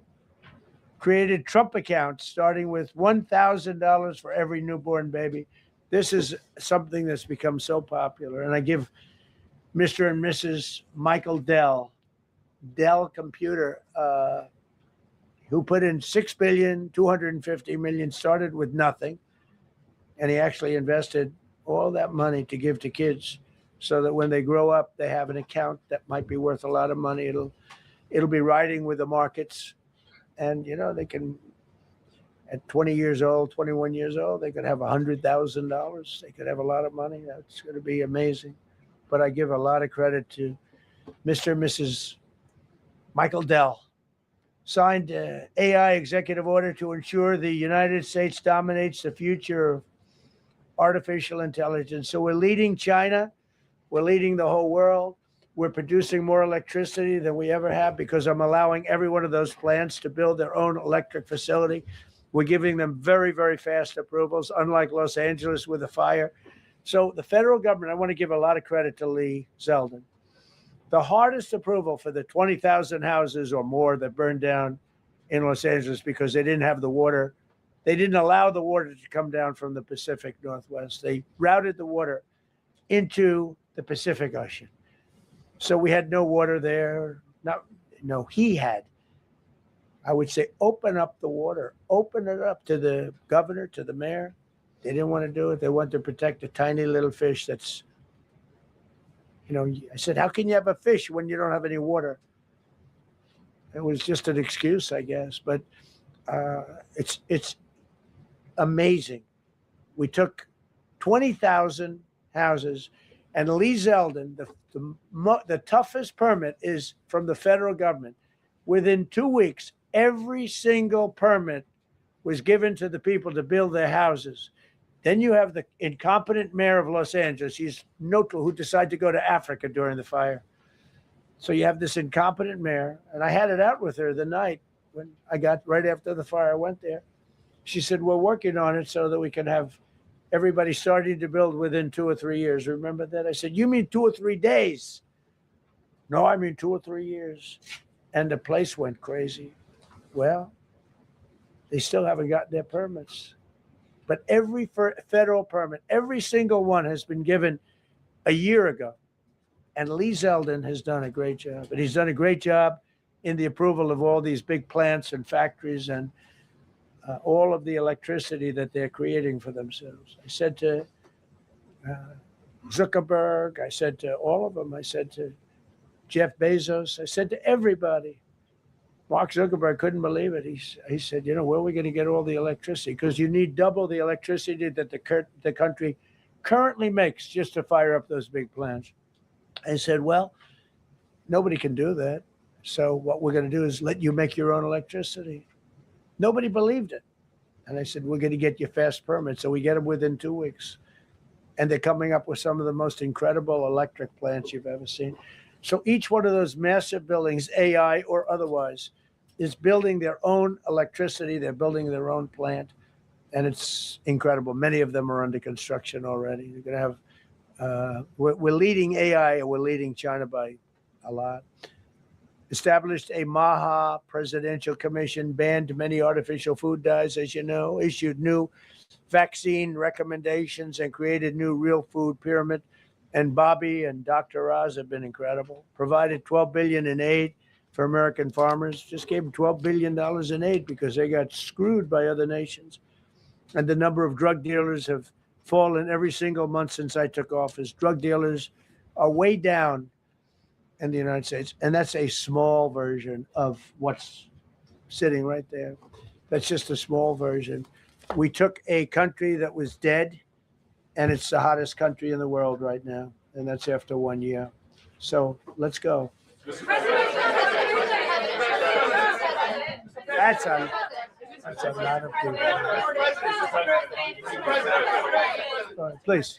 Yeah, go ahead. Thank you so much, Mr. President. I have two questions for you. One, do you want your Board of Peace to replace the UN? Well, it might. I mean, the UN just hasn't been very helpful. I'm a big fan of the UN potential, but it has never lived up to its potential. The UN should have settled every one of the wars that I settled. I never went to them. I never even thought to go to them. They should be able to settle those wars. They don't. I believe you got to let the UN continue because the potential is so great. And I wonder, you invited Lula from Brazil to be part of the Board of Peace. I did. What role do you I did. expect him to play, especially role. I like him. Venezuela? Yeah. And I like- another one, because Are you from Brazil? Yes.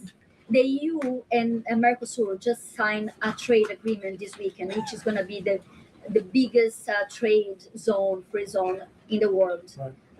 At the moment, you are talking a lot about tariffs. What is your reaction to that? So, two questions, Lula. Well, I just think this. I think we have trade like we've never had before. We're doing better on trade than we ever have before. We're not being ripped off by every country in the world like we were before. We're doing numbers that nobody's ever thought possible. We're the richest we ever were. It's because of tariffs and the proper use of tariffs. And we're also the most secure. As an example, Iceland, without tariffs, they wouldn't even be talking to us about it. So we'll see what happens. I think it's going to work out quite well. Yeah, right behind. Thank you, Mr. President. How would you characterize your relationship with Emmanuel Macron and Keir Starmer right now? And have you spoken to them since your Truth Social post? No, I haven't, but I think I get along very well with them. I mean, they always treat me well. They get a little bit rough when they're, when I'm not around. But when I'm around, they treat me very nicely. And, I like both of them. They're both liberal. They've got to straighten out their countries. You can't, London is having a lot of problems. And if you look at Paris, got a lot of problems. They have two problems, immigration and energy. They got to stop with the windmills and they got to go back like UK has an unbelievable asset called the North Sea. Norway uses it, makes a fortune. They have a better section of it and they don't do it. They could straighten out their countries and it would be good. But I get along very well with them. You told Norway's prime minister. Are you from Norway? No. You look You like told- you would be from Norway. She looks like she's from Norway. Go ahead. You told Norway's prime minister that you not winning the Nobel Peace Prize made you feel less obligated to think purely of peace. Well, I Why would lost a not- lot of respect for Norway. And But why I would not believe, winning and that I believe prize very affect- strongly that Norway controls the Nobel Prize. But you have to understand, I settled 8 wars. I've had every one of those wars, every participant wrote, I didn't ask them to do it. They sent in strong they make recommendations for that. But I settled 8 wars. No president's probably ever settled 1 war. I don't know, think of it. I did 8. The reason I do it is because it's easy for me to do. And I didn't do it for a Nobel Prize. I did it because I'm saving a lot of lives. I'm trying to settle the final one. I'm trying to do Russia, Ukraine. And when Russia's ready, Ukraine's not. When Ukraine's ready, Russia's not. But they're losing 25,000 people a month on average. And I'm trying to get that one done. But no, I feel that Norway has tremendous control over who gets the Nobel Prize, despite what they say. How far are you willing to go to acquire Greenland? You'll find out. Mr. President, Kevin Hassett has said that those $2,000 tariff rebate checks would be up to Congress to decide whether or not to disperse that. Do you agree with Kevin Hassett on that, or do you think you can do that unilaterally? No, I don't think we would have to go the Congress route, but we'll find out.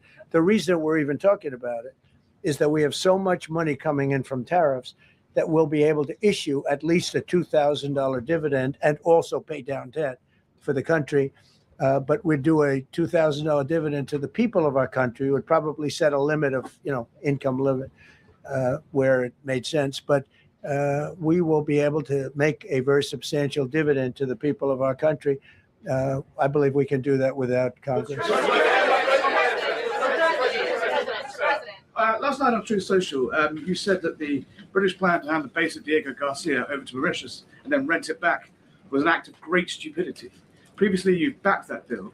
Is it now your position that the deal should not go ahead? I think that they, when they originally were going to do it, they were talking about doing some concept of ownership. But now they're looking to essentially just do a lease and sell it. And I'm against that. It's a reasonably nothing like Greenland, but it's a reasonably important area of the globe. Not to anywhere near Greenland, but I think they should keep it. I don't know why they're doing it. Do they need money?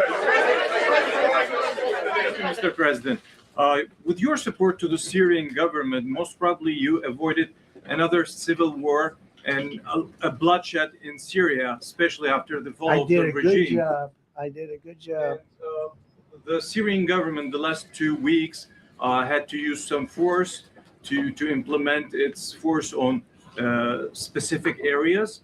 And Well, with to keep the prisoners, the terrorist prisoners, which are some of the worst in the world, at bay. So they were able to keep that.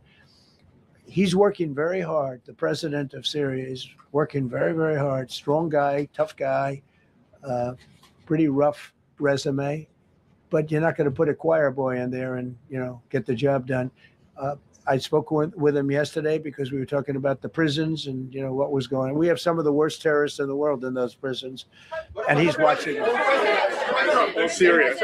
Go ahead. President Gavin Newsom is going to be at Davos. If he's not already there, you're probably going to run into him. I presume that this is for him to raise his platform for 2028. But what do you anticipate his foreign policy platform is going to be? I don't know. I mean, I don't know that he's going to be the nominee. I know this. I had a very good relationship with Gavin Newsom when we were, in office together. I was president. He was the governor of California. We had he would talk about it often. And somewhere we just went astray. I just hate the way California is being run. We actually have people leaving.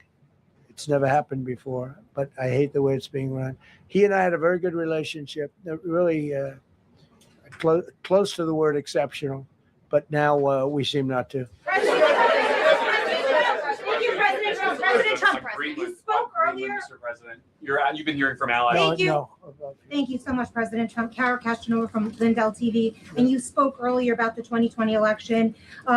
Now that Maduro is in U.S. custody and he was criminally charged, has any more information emerged that you could share with us regarding Venezuelan election software and Venezuelan ties to tampering with the 2020 election? And would you consider speaking to Maduro personally in prison in New York to get some answers on Venezuela's involvement with the 2020 election? No, I don't think I would be doing that. I think my lawyers would be very unhappy if I did. Yeah, they've learned some things. Please. What happens to the tariff threat to Greenland if the Supreme Court comes out and rules against you on the tariffs? And Well, I'll have to use something else. I mean, are look, you going to use force? take a look at the word license, take a look at other things. I mean, we have other alternatives. But what we're doing now is the best, the strongest, the fastest, the easiest, the least complicated. Sir, if you move ahead with the Greenland-related tariffs on Europe, you secured almost $1 trillion of commitments from them to invest in the United States. Does that go kaput out the window if that happens? I doubt it. Look, they need that agreement very badly with us. They really do. They fought very hard to get it. So I doubt that, but we'll see what happens. We have a lot of meetings scheduled on Greenland. I'm leaving tonight, as you know, Davos, and we have a lot of meetings scheduled on Greenland. And I think things are going to work out pretty well, actually. And so Thank you, Mr. President. Could you still go to Paris for the G7 emergency meeting as offered by President Macron? No, I wouldn't do that.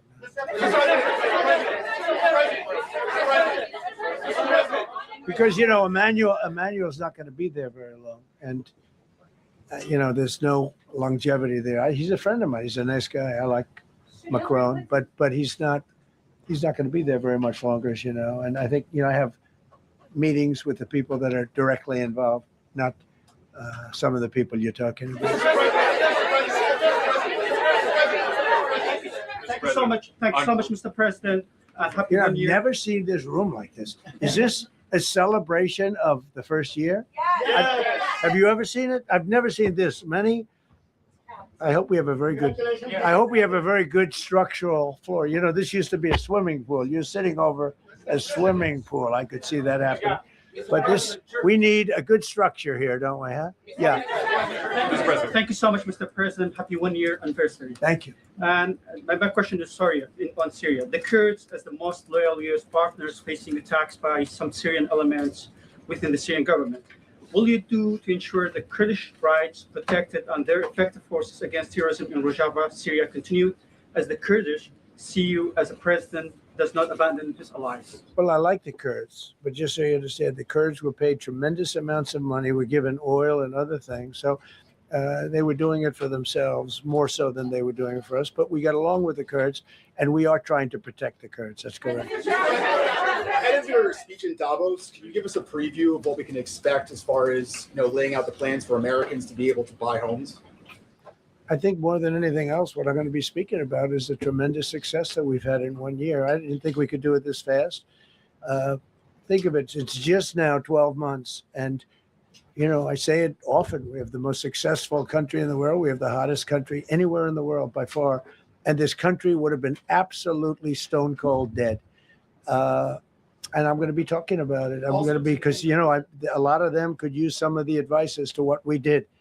They need energy. You take a look at their energy policy, they're going to destroy themselves with what they're doing with the windmills and all the nonsense. They need energy help badly, or they're going to be in big trouble, and they need immigration help badly. How much longer do you want to go? Call it. I do. Also,